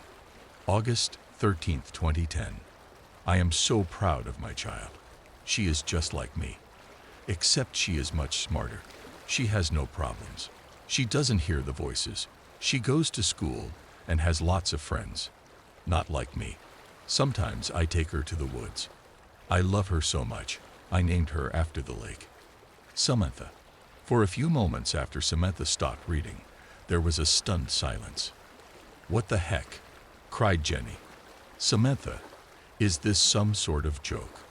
Amber asked nervously. It isn't funny. This can't be true. Samantha whispered. It couldn't possibly be.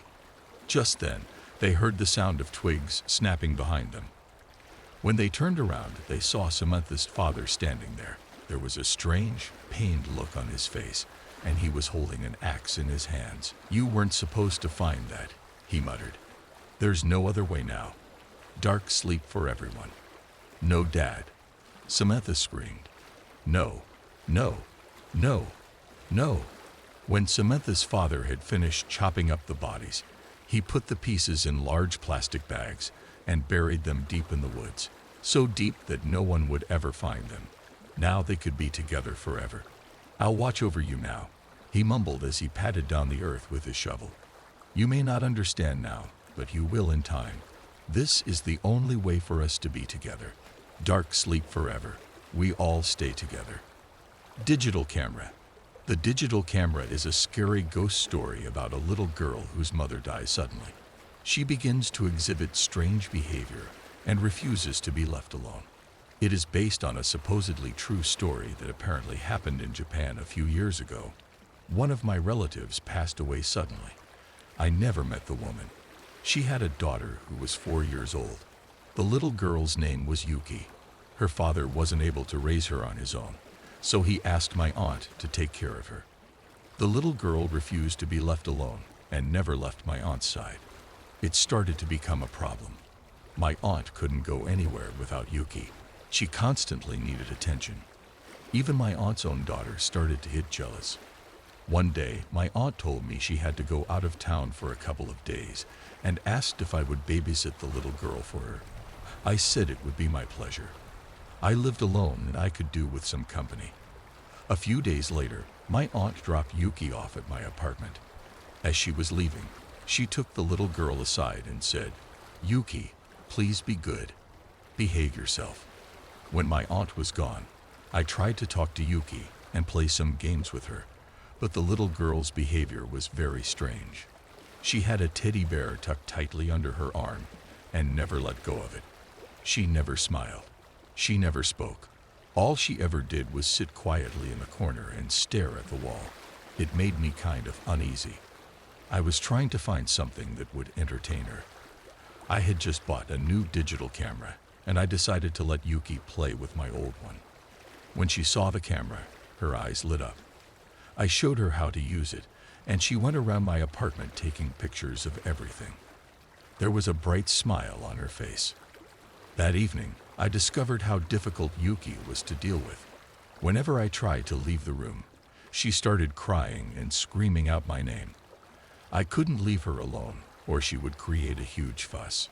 She even insisted on going to the bathroom with me, which was very embarrassing. At bedtime, she refused to stay in the spare room and insisted on sleeping in my bed. I read her a bedtime story, and after a while, I managed to get her to go to sleep. That was when I noticed her teddy bear. One of its legs was charred and blackened, as if it had been burned. It made me wonder. In the middle of the night, I was awoken by a strange noise. When I turned over, I saw that there was something wrong with Yuki. The little girl's body was trembling and shaking. Her eyes were wide open, her teeth were chattering, and tears were streaming down her cheeks. I held her close and asked her what was wrong. "She's looking at me again," she mumbled. "Who is?" I asked in surprise. "The dark woman," replied Yuki. She wouldn't say anything more. I tried to tell her it was just her imagination, but she kept shaking her head and whimpering. It took me a long time to get her to go back to sleep. The next day, Yuki was fine again. She loved playing with my digital camera. When it was time for her to go home, I told her she could keep it. Yuki hugged me. Although she didn't say anything, I could tell she was overjoyed. I dropped the little girl off at my aunt's house and stayed to have a cup of tea. My aunt thanked me for taking care of Yuki. We spent a while chatting at the kitchen table. "Poor little thing," said my aunt. "She hasn't said a word since her mother died." I couldn't contain my curiosity. "How did Yuki's mom die?" I asked. A strange look came over my aunt's face. "She died in a fire." "How did the fire start?" I asked. "Well," my aunt hesitated, unwilling to talk about it. "It's a very sad story. She committed suicide. Yuki's mother was a very troubled woman. She poured gasoline over herself and lit a match. She burned herself alive." "OMG!" I exclaimed. "How horrible." "Yes," said my aunt. Her family was so shocked, they hushed it up and pretended it was an accident. We had a small funeral, but only close relatives were invited. Yuki wasn't there. She doesn't even know her mother is dead.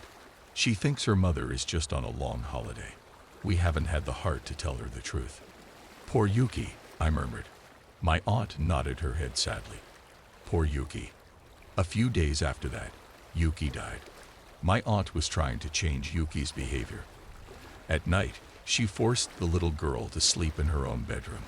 Even though Yuki screamed and cried, my aunt left her there alone and locked the door. In the morning, she found Yuki lying motionless in bed.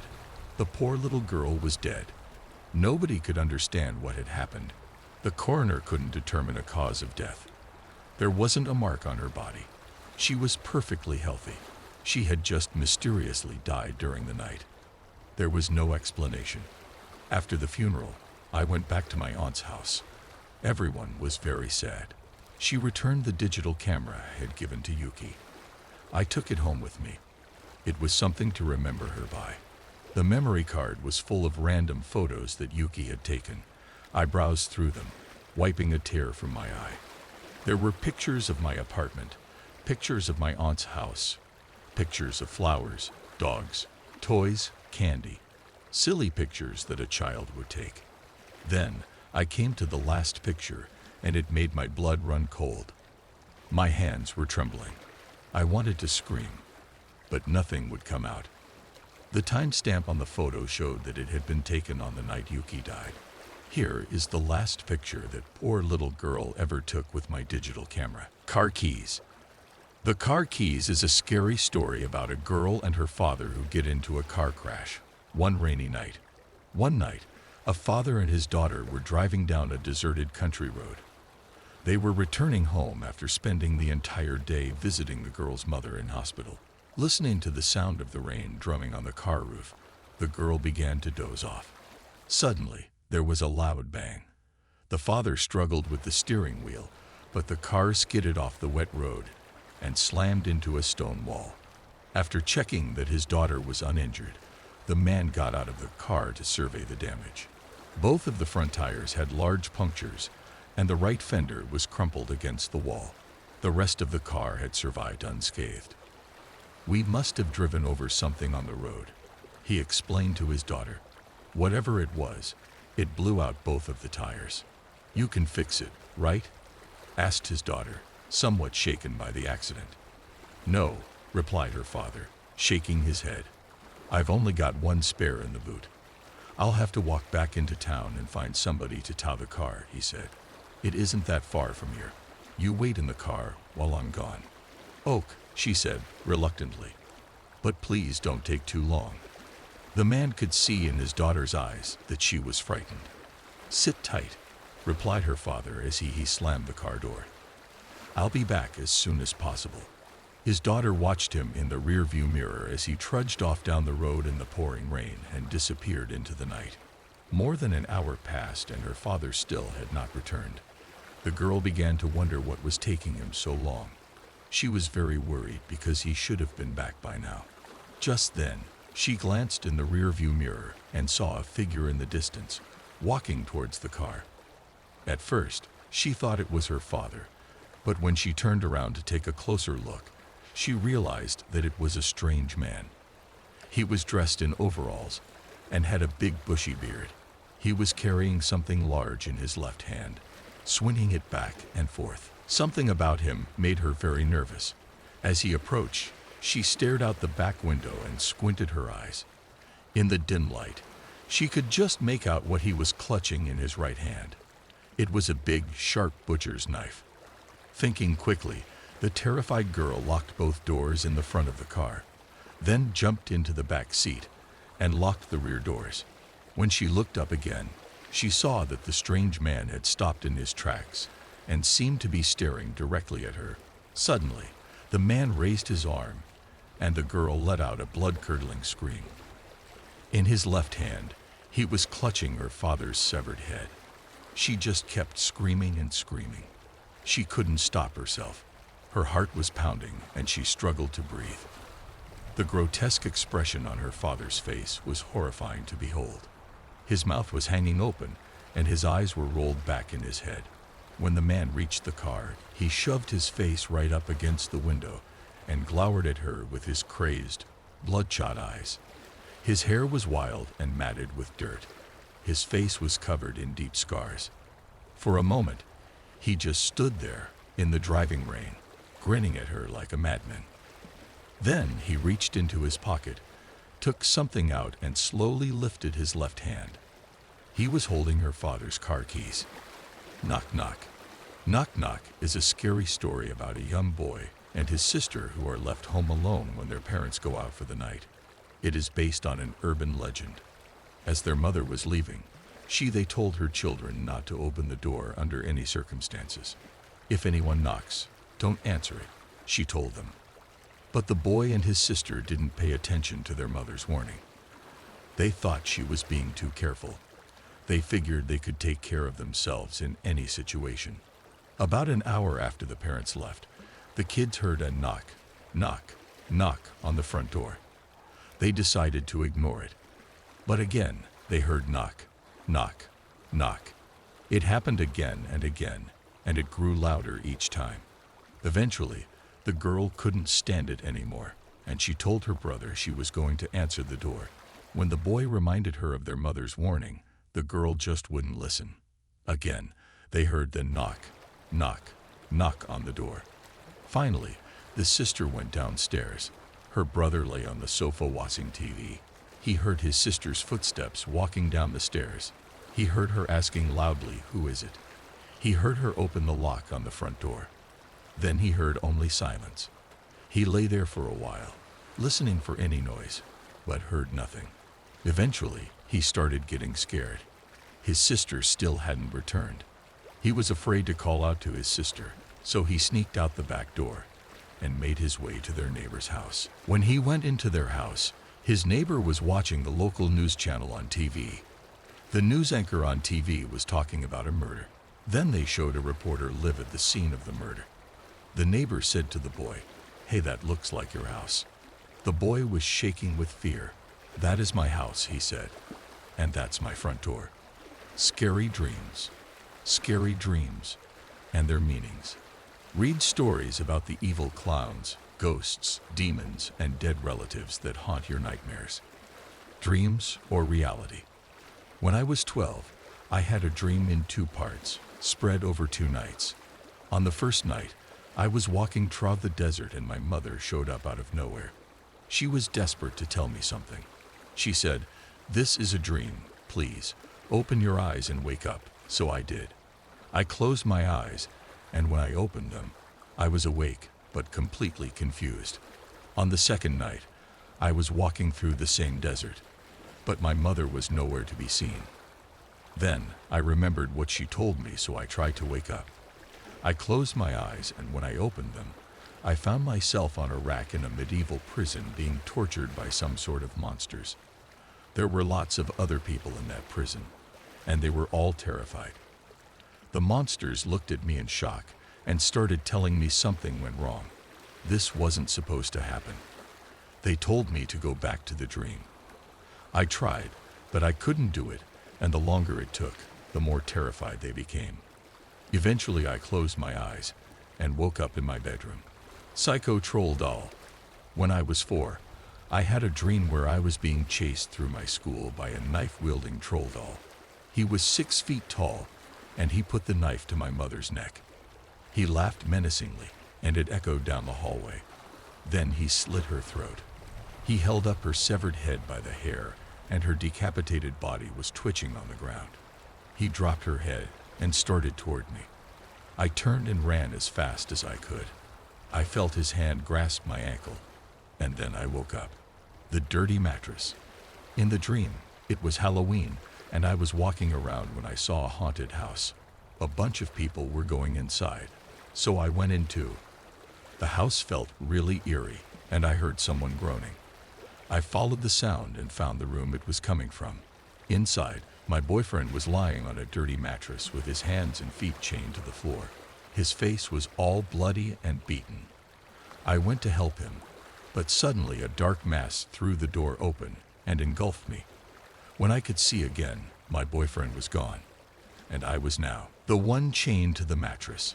Somehow, I knew the only way for me to free myself from an eternity in that room was if I could trick someone and get them to come in so they could take my place. Evil grandmother. When I was 10, I had a dream that I was in hell, and my grandmother was the devil. She had me on an operating table and was cutting me open with a big knife. Then all her little old lady buddies came over to join in. They took out my heart and my intestines, and they were squishing them and laughing. Then I looked over and saw my dad on another operating table. He was getting brain surgery. He opened his eyes, which were completely white, and started screaming. Killer paintings. I had a dream once where I was in a house with my family. My uncle asked me to come with him. He led me to another room where there were bizarre paintings of dead people everywhere. All of a sudden, I realized the people in the pictures were my family. I ran back to the other room and found my entire family lying dead in the exact same poses as in the paintings. I turned around and my uncle was standing there, holding a picture of him and me. He had a saw in one hand and my severed head in the other. Zombie songs are infectious. In the dream, I was watching the evening news and it said that there had been a zombie outbreak near my area. They said the zombies apparently sang a tune that made your heart dance to the music. All of a sudden, I heard some singing outside the window. My heart began jumping in my chest. The zombies appeared at the window, broke through it, and started to tear me limb from limb. The murderous bum. When I was 5, I had this recurring dream where my parents decided to let this homeless bum live in our house, but when they weren't looking, he would keep trying to murder us. At one point, all the lights in the house would go out, and while everyone was looking around for a flashlight or candles, I would notice that the bum was missing, and so was my brother. Then I would run upstairs and find the bum holding my brother down and trying to kill him. In the dream, my parents would eventually kick him out, but he would only come back later, claiming he was a changed man. Then he would start trying to kill us all over again. The digging clown. I had a dream about an evil clown digging my grave in our front yard. I woke up completely freaked and looked out the window to see our neighbor digging up his front yard. E.T. the evil terrestrial. In my dream, it was dark, and I was lying in bed. I got up and looked out my bedroom window. I saw a figure in the playground across the road. It was slowly creeping up the stairs and walking to the curb. It was E.T. from the idea what was going on. He took me into this small room. It was old and had only one bare light bulb hanging from the ceiling. There was a door with a padlock on it. He picked up 2 guns that were lying on a small table and handed one to me. "I'll go first," he told me. He unlocked the door and we went inside. It was pitch black. I couldn't see a thing. I was shaking like crazy because I was so scared. Then suddenly I heard him screaming at the top of his lungs, and there was a gunshot. Then everything was silent. I inched forward through the darkness, looking for the exit. Then I heard weird noises coming from above me. It sounded like a low growling sound. I switched on my flashlight and saw 2 of the most hideous creatures I have ever seen in my life. Before I could react, they pounced on me, and the last thing I saw was their red eyes, black hair, sharp teeth, and creepy smiles as they devoured me. I woke up shaking with fear. Little Victorian girl. I once had a dream that I saw a little girl standing in front of me. She had her back to me, and she was wearing a Victorian dress and had her hair cut in a bob. When I reached out and tapped her on the shoulder, she turned around. She had the head of a turtle. It still creeps me out to think about it. Because I hate you. In my dream, I was in a dark alley and a big truck pulled up in front of me. A tall, dark figure got out of the truck and pointed a shotgun at me. I asked, "What do you want?" And he replied, "I want to kill you." I asked him why. And he said, "Because I hate you. And every time I try to kill you in real life, you somehow manage to get away." Then, just as he was about to pull the trigger, I woke up. The Burning Man. Me, my brother, and my little sister were in this huge house, like a mansion-size house, and we were upstairs. Doing what? I don't really know, but then there was this really loud knocking at the front door, and it echoed through the entire house. My brother raced down the stairs, and without even asking who it was, he opened the door. At the door was a pale man with ragged clothes, and he was holding up his hands and blood was streaming down them. All of a sudden, he burst into flames, but he didn't die. He just chased us around while he was burning alive. Sister in a sack. I had a dream where I was on a bus, and I had a big canvas sack in my arms. I peeked into the bag, and my little sister was inside. She was dying, and I had to get her to the hospital. I kept asking the bus driver when we were going to arrive, and he kept telling me soon. I kept peeking into the bag to check on my sister. She seemed to be getting worse and worse. We never seemed to arrive at the hospital, and eventually, when I peeked into the sack, all I found inside were my sister's bones. Decapitated head. I was sentenced to death by decapitation for an unspecified crime. They put my head on the chopping block, and the blade came down. Next thing I remember, I was walking around this weird town, stepping really carefully and trying to keep my head balanced on the stump of my neck. Dad, you're not funny. I used to have this nightmare all the time where I'd be with my dad, and all of a sudden he'd get this look of horror on his face and point behind me and let out this terrifying scream, and I'd turn around expecting something horrible, but there was nothing. Then he'd start laughing and give me a hug and tell me he was just kidding. Then 5 minutes later he'd do the exact same thing, and I'd have the exact same gut-wrenching feeling that something horrible was going to happen. But when I turn around, there would be nothing there. Dead people in the fog. I had a dream where I went to an amusement park with my friends. Nobody seemed to notice that everything was dark, gray, and decaying. The rides were all broken down and falling apart. I wandered off on my own and came to a park that was covered in fog. I walked into the fog and saw people just walking around looking sad. Then I saw one of my friends who had died years ago. I was thrilled to see him, but he just looked at me sadly. I told him that we had to go meet my friends back at the amusement park. That's when he said, "We can't go to meet them. We're stuck here now for eternity. Even if we go to see them, they won't be able to see us." My friends were outside the fog, and they were looking for me. I saw the panic in their eyes. I tried to shout at them, but they couldn't hear me or see me. I put my hand in my pocket and found my phone. I asked my friend what would happen if I texted them. He said he didn't know. No one had ever had a phone before. I typed a message telling my friends what happened. I told them that I was right beside them and asked if they could tell my family that I loved them. I told them to leave and not to enter. Sister, she seemed to be getting worse and worse. We never seemed to arrive at the hospital, and eventually, when I peeked into the sack, all I found inside were my sister's bones. Decapitated head. I was sentenced to death by decapitation for an unspecified crime. They put my head on the chopping block, and the blade came down. Next thing I remember, I was walking around this weird town, stepping really carefully and trying to keep my head balanced on the stump of my neck. Dad, you're not funny. I used to have this nightmare all the time where I'd be with my dad, and all of a sudden he'd get this look of horror on his face and point behind me and let out this terrifying scream, and I'd turn around expecting something horrible, but there was nothing. Then he'd start laughing and give me a hug and tell me he was just kidding. Then 5 minutes later he'd do the exact same thing, and I'd have the exact same gut-wrenching feeling that something horrible was going to happen. But when I'd turn around, there would be nothing there. Dead people in the fog. I had a dream where I went to an amusement park with my friends. Nobody seemed to notice that everything was dark, gray, and decaying. The rides were all broken down and falling apart. I wandered off on my own and came to a park that was covered in fog. I walked into the fog and saw people just walking around looking sad. Then I saw one of my friends who had died years ago. I was thrilled to see him, but he just looked at me sadly. I told him that we had to go meet my friends back at the amusement park. That's when he said, "We can't go to meet them.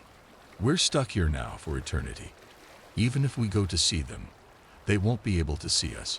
My friends were outside the fog, and they were looking for me. I saw the panic in their eyes. I tried to shout at them, but they couldn't hear me or see me. I put my hand in my pocket and found my phone. I asked my friend what would happen if I texted them. He said he didn't know. No one had ever had a phone before. I typed a message telling my friends what happened. I told them that I was right beside them and asked if they could tell my family that I loved them. I told them to leave and not to enter the fog and that I would miss them. They read the message and started screaming and crying, and after that they ran away. My friend and I walked back and disappeared into the fog. Mirror stories. Mirror stories is a collection of creepy, disturbing, and mind-bending stories involving creepy mirrors and scary reflections. Hand mirror. Go to any mirror in your home and place your hand against the glass. Wait until you feel it. Sometimes it takes a long time. Sometimes it only takes a moment. When you feel it, you'll know. You'll suddenly pull your hand away in horror. Something is behind the glass, wriggling against your skin. It can't hurt you. But now you know it's there. The mirror's reflection. For centuries, people have been suspicious of mirrors. They say you should be very wary of your reflection. Try sneaking into a darkened room and peeking at the edge of the mirror. If you're quiet enough, you can catch a glimpse of your reflection getting ready. The next time you're alone in a room with a mirror, get a ruler and turn down the lights. Stand in front of the mirror and quickly grab a random strand of your hair. Measure it. Then look at the strand of hair your reflection is holding. It is not the same length. You've just outsmarted your reflection. Don't ever turn your back on your reflection again. Now it knows you're onto it. There's no telling what it could do. Mirror theory. What if there are two sides to every mirror? What if your reflection wants to keep you on your side? What if you are able to climb through a mirror, but your reflection keeps standing in front of you, blocking your way? Try to touch the mirror without your reflection touching the same place. Maybe the cold surface isn't the mirror you are touching, but the cold flesh of your own reflection, pushing back, keeping you inside. Think about that. Maybe you are the reflection. Breath. Every time you exhale, a little bit of your soul escapes. Luckily, you almost always inhale quick enough to get it back before anyone else does. Almost. Have you ever fogged up a mirror with your breath? Don't do that. Staring back at you. Have you ever really looked at yourself in a mirror? Have you ever stared into the eyes of your reflection and wondered what it is thinking? It may sound absurd and ridiculous. It's just your own reflection, isn't it? So, why does it make you uncomfortable? When you look at yourself in a mirror, why do you get the feeling that someone is watching you? You automatically trust your reflection because it looks like you. It seems like it couldn't do you any harm. It uses that to put you off your guard. Take a closer look. If you move suddenly, you will notice that your reflection is always a split second behind. Its reactions are quick, and it anticipates your every move, but it's not quick enough. When you notice this irregularity, do not give it any sign that you saw it make a mistake. Just walk away and act as if nothing happened. Now you have the advantage. Your reflection. Does your reflection copy you, or do you copy your reflection? Every morning, you wake up, walk into the bathroom, and stare at yourself in the mirror. No matter what you do, your reflection has no choice but to mimic your every action. It does this every day, over and over. Have you ever thought about how much your reflection must resent you? One morning, you will awake as usual, and when you go to the bathroom, your reflection will pick up a pair of scissors. This time, you will be forced to mimic its actions. It grips those scissors tightly in its fist, and you do the same. On this particular morning, entirely against your will, your reflection will force you to plunge those scissors directly into your eyes. You will scream, and your reflection will scream too. Just remember, your reflection can mimic your actions, but it cannot mimic your pain. Mirror people. The people in the mirror are always watching you, studying your every movement. They know everything about you. Your favorite food, the way you part your hair, your favorite clothes, your first crush, even what you had for breakfast. They never forget any detail. They can't afford to make a mistake. They are jealous of you. They want to be you. They are waiting for the day when they can switch places with you. They will emerge and take over your life while you are banished to the other side of the mirror. where you will watch them with your nose pressed up against the glass as they live your life. Never trust your own reflection. It's the only thing in the world that could seamlessly replace you. Mirror escape. You wake in the morning and roll out of bed, making your way to the bathroom. You take a look in the mirror. Your reflection stares back at you. After you finish showering, you dry yourself and return to your bedroom. While you are getting dressed, something disturbs you. You hear a strange noise coming from the bathroom. Glancing across the hallway, you can just make out a dark silhouette in the bathroom doorway. You barge into the bathroom, but it is empty. The air is still heavy with condensation. For a split second, you notice something in the corner of your vision. A shadowy figure just slipped out the door. You rub the fog off the mirror and stare into it, but there's nothing staring back. Girl and the Doll. The Girl and the Doll is a creepy story about a teenager who notices a strange little girl and a doll that has matching clothes. I want to tell you a story about a girl and a doll. I know what you're thinking. You've heard this story before. A little girl wants a doll. Someone buys it for her, and then the doll goes mental and kills everyone. Well, you're wrong. This is a different kind of story. It happened back in 2009 when I was 16 years old. One day, as I was walking home from school, I noticed that a new family had moved into the house at the end of my street. They were a young married couple, and they had a little daughter who looked like she was around 6 years old.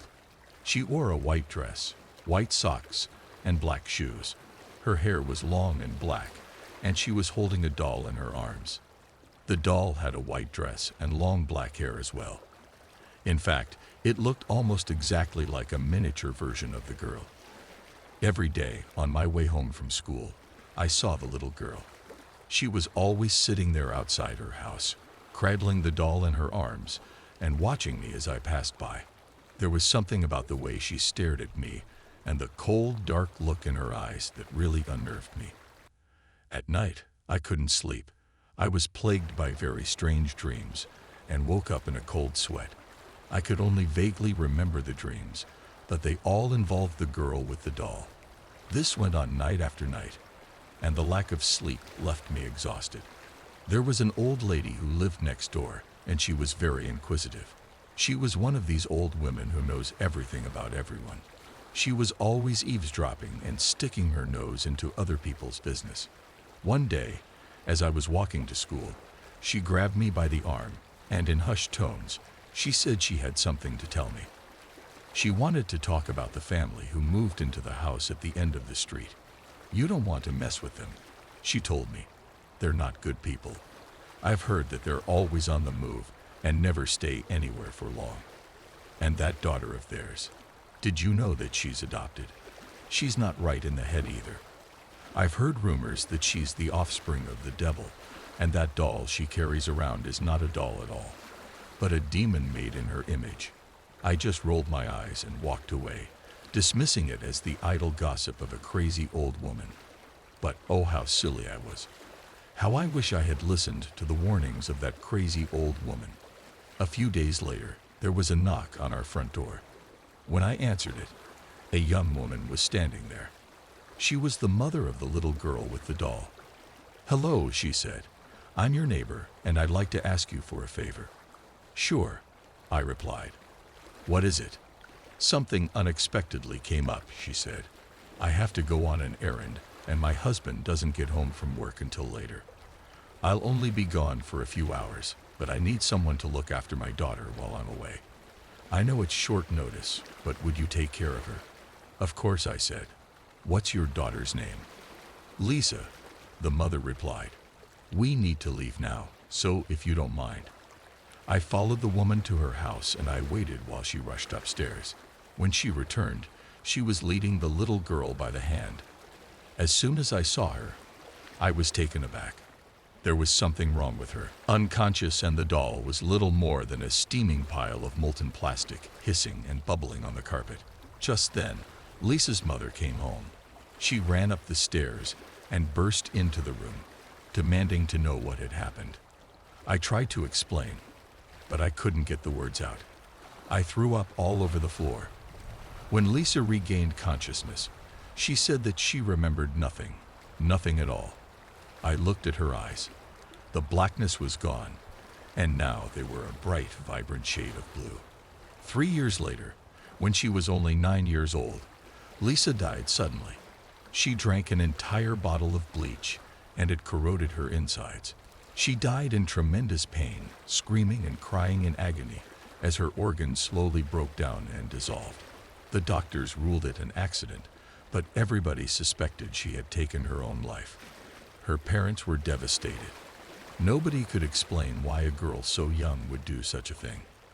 A week after the funeral, her mother and father moved out of the house. It held too many bad memories.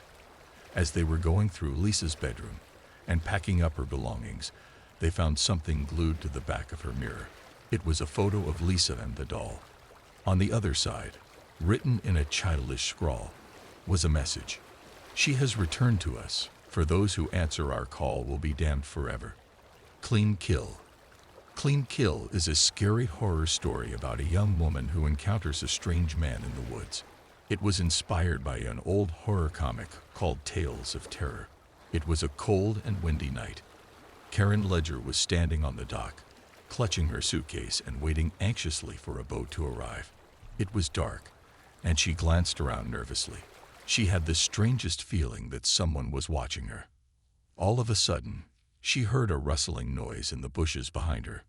When she whirled around, she was shocked to see a man standing there. He was dressed in ragged clothing, and he was clutching an axe in his hands. Who are you?"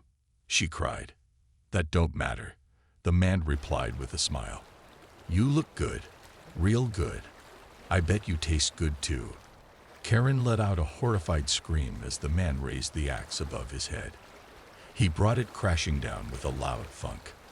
The razor-sharp blade embedded itself in her skull, killing her instantly. The man was pleased. It was a clean kill. Quickly, he grabbed her by the legs and dragged her body into the bushes. He carried her through the trees and back to his cabin, set back in a remote part of the forest. He dumped her in the bathtub, pulled off her clothes, then went out to the shed to fetch his chainsaw. It was messy work, but after a few minutes, he had chopped her body into pieces. The man roasted the legs in the oven and made a soup from eyeballs and severed fingers. Then he sat at the table and gobbled down as much as he could eat, savoring the taste of human flesh. Later that night, while he was going through her coat pockets, he found a letter. As soon as he read it, his eyes grew wide, and his face went pale. "Dear Ms. Ledger, your test results came back. We regret to inform you that you have leprosy, and it is contagious. We have arranged for you to be treated at a special isolation clinic. It is located on a remote island off the coast. A boat will meet you at the dock on Friday night at 11 p.m. Please make sure you are there." Personal injury. Personal injury is a horror story about a man whose wife is attacked one evening when she is home alone. It is based on an old episode of Alfred Hitchcock Presents, which was based on an old short story by Samuel Bloss called Revenge. I was working as a personal injury lawyer when Melissa came into my life. I fell in love with her the moment I met her. She was a very beautiful woman. I knew she was the perfect woman for me, and someday we would be married. On our wedding day, we took our vows at the altar. She swore she would never leave me. She would stay with me through thick and thin. I promised Melissa I would always take care of her. I would never let anything bad happen to her. I would always be there to protect her.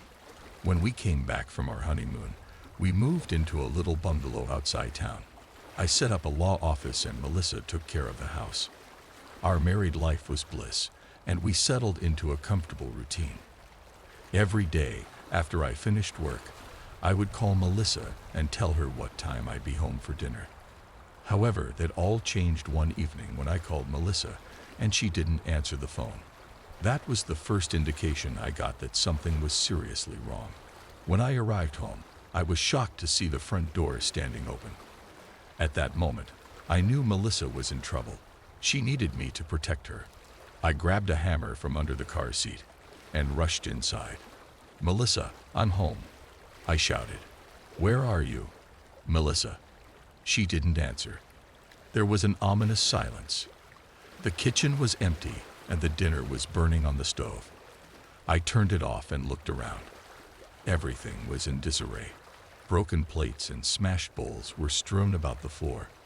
Gripping the hammer in my hand for protection, I searched the house, calling out my wife's name. I found her in the bedroom, lying on the floor.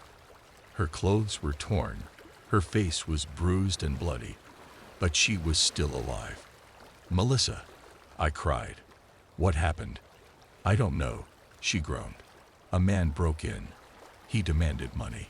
When I told him I didn't have any, he started hitting me. He wouldn't stop hitting me. I couldn't fight him off. It hurt so much." When we got to the hospital, I helped Melissa out of the car and carried her to the emergency room. As we walked through the front doors, she suddenly stopped in her tracks and grabbed my arm tightly. She was trembling as she pointed at one of the doctors. "That's him," she whispered urgently. "That's him." Then she pointed to one of the nurses. "That's him," she screamed. "That's him." Pig meat. Pig meat is a scary story about a man who visits a butcher shop and buys a package of raw pork for his family. Of course, I remember what happened on that terrible evening. Even if I wanted to, I could not forget the events of that damn night. I know you do not believe me. No one in their right mind would believe it. I myself would have laughed at anyone who even hinted at something like that, if I had not seen with my own eyes that disgusting, unspeakable, and unnatural spectacle. But you need the details, and I'll have to start from the beginning. We moved into this neighborhood 2 years ago. My wife and I, with our 2 children, bought a nice cozy house on this quiet, shady street. My wife is a wonderful mother. She spent the whole day doing household chores. Our children went to school nearby, and I went to work in the city center. We were a happy family, until some bad luck made me buy that damn meat. You've probably seen the butcher shop on Main Street, the one where the gloomy fat man stands behind the counter all day, wearing a bloody apron and proudly displaying his big lumps of raw meat in the window. In his shop, the meat is always fresh and juicy, and no matter if you fry it, roast it, or boil it, the succulent meat just melts in your mouth. I do not know what made me enter his wretched shop and buy 3 kilograms of pork that evening. Had I known then how things would turn out, I would never have set foot across his threshold. But I was unaware of the dangers, even though I glimpsed the evil glint in the eyes of that vile butcher when he handed me the package of meat, and even though I noticed that despite the cold weather, the meat was very warm.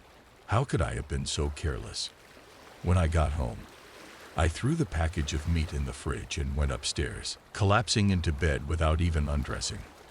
It had been a hard day at work, and I was extremely tired.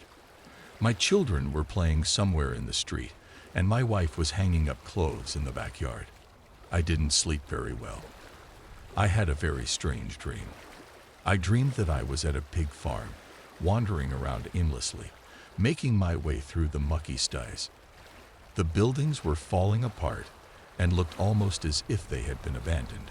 There were remnants of stone walls, pieces of charred wood, and other garbage. The sties were filled with pigs, and the disgusting animals were wallowing in the mud, rolling over and over and covering themselves with dirt. These fat pigs stared at me as I walked past, with drool and slobber dripping from their snouts. There was something otherworldly, something inexplicable about the place. It exuded the air of something disgusting and evil. I wandered among strange ramshackle buildings and the mucky pigsties as if I was spellbound. Something inside me would not allow me to leave this accursed place. I was looking for something, but I did not know what. Then I found it. Half hidden under a layer of mud was a hatch with a rusty iron ring. I do not know why I did not run away from there at once. Instead, I pulled up the rusty ring, opened the hatch, and peered down into the darkness. A set of stone steps led down to a dungeon. A faint ray of sunlight lit up one tiny corner of the dungeon, and that's when I saw them. Bones. The floor of the dungeon was littered with bones. Hundreds, thousands of skeletons lying there in the dark. Some were very fresh, with hunks of meat still clinging to them. Others were dry and dusty, and must have been there for years. I do not remember how long I crouched there, staring down into that monstrous cave. All of a sudden, I woke up in a cold sweat. It was the middle of the night. My heart was pounding in my chest, and I could barely breathe. I looked over and saw my wife snoring peacefully beside me. Although I tried, I could not get back sleep, and when I looked out the window, I saw the sky was already beginning to brighten as the dawn approached. I decided to take an early morning drive to calm my nerves. I got into my car and drove out to the countryside. I wanted to get some fresh air and convince myself that my nightmare was no more than a delusion. When I got back to my house, it was around noon. As soon as I opened the door, the unmistakable smell of grilled meat hit my nostrils. At that moment, it seemed like the most appalling and terrible stench I had ever smelled. I went into the kitchen and saw my wife and children sitting at the table. They were eating big hunks of juicy roasted meat, the same meat I had bought at the butcher's shop. I watched them gnawing the cooked flesh off the bone like wild animals, chewing, chomping, and slurping with abandon, then swallowing it down with relish. Their hands and mouths were covered in grease, and they licked their lips hungrily. My wife was about to say something to me, when suddenly she stopped in mid-sentence and started coughing and choking. The children started coughing and spluttering too. Then they all fell to the ground and began writhing around, foaming at the mouth. I stood there, unable to move, but I saw everything, all the hideous details. No, please don't force me to remember that abominable scene. How can I put such a monstrous sight into words? How can I describe the way my wife and children suddenly started gnawing on each other's limbs, tearing off pieces of flesh with their teeth? I can't bear to talk about how they grabbed knives and began slicing pieces of flesh off each other and devouring them. I simply cannot put into words the grisly mess they made as they gobbled and chomped and chewed on each other's bones, until all that was left were just 3 skeletonized bodies lying in a pool of blood and guts on the nice, white, tiled floor of the kitchen. And that's how the police found me the next morning, surrounded by the skeletal remains of my beloved family. They dragged me out in handcuffs. They accused me of horrible crimes. They told lies about me and said I ate my entire family. No, it's not true. Do not believe their lies. They're involved in a conspiracy against me. They're protecting the butcher. They've eaten his damned meat, and they're lying to protect him. You too. You probably ate the meat. That's why you don't believe me. You ate that damn meat. You're no longer people, you hear me? You're not people anymore. You're meat. Meat, I say. Living and breathing carcasses, covered in horrible, disgusting, juicy, succulent, delicious human meat. Baby monitor. Creepy baby monitor horror stories, and photos about parents who hear and see strange, creepy, and unexplainable things on their children's baby monitor's own. A father was sitting on the couch reading the newspaper. His newborn baby was upstairs, asleep in her crib. On the baby monitor, he could hear the sound of his wife singing a lullaby. Go to sleep, go to sleep. He smiled.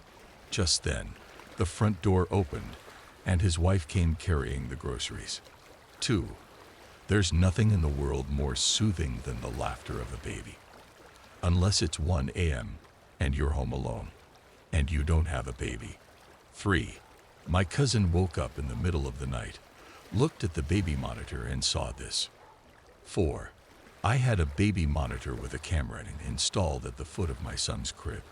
One evening, I was downstairs watching a movie when I happened to glance over at the monitor. All I could see on the screen was an eerie, distorted face. I ran upstairs to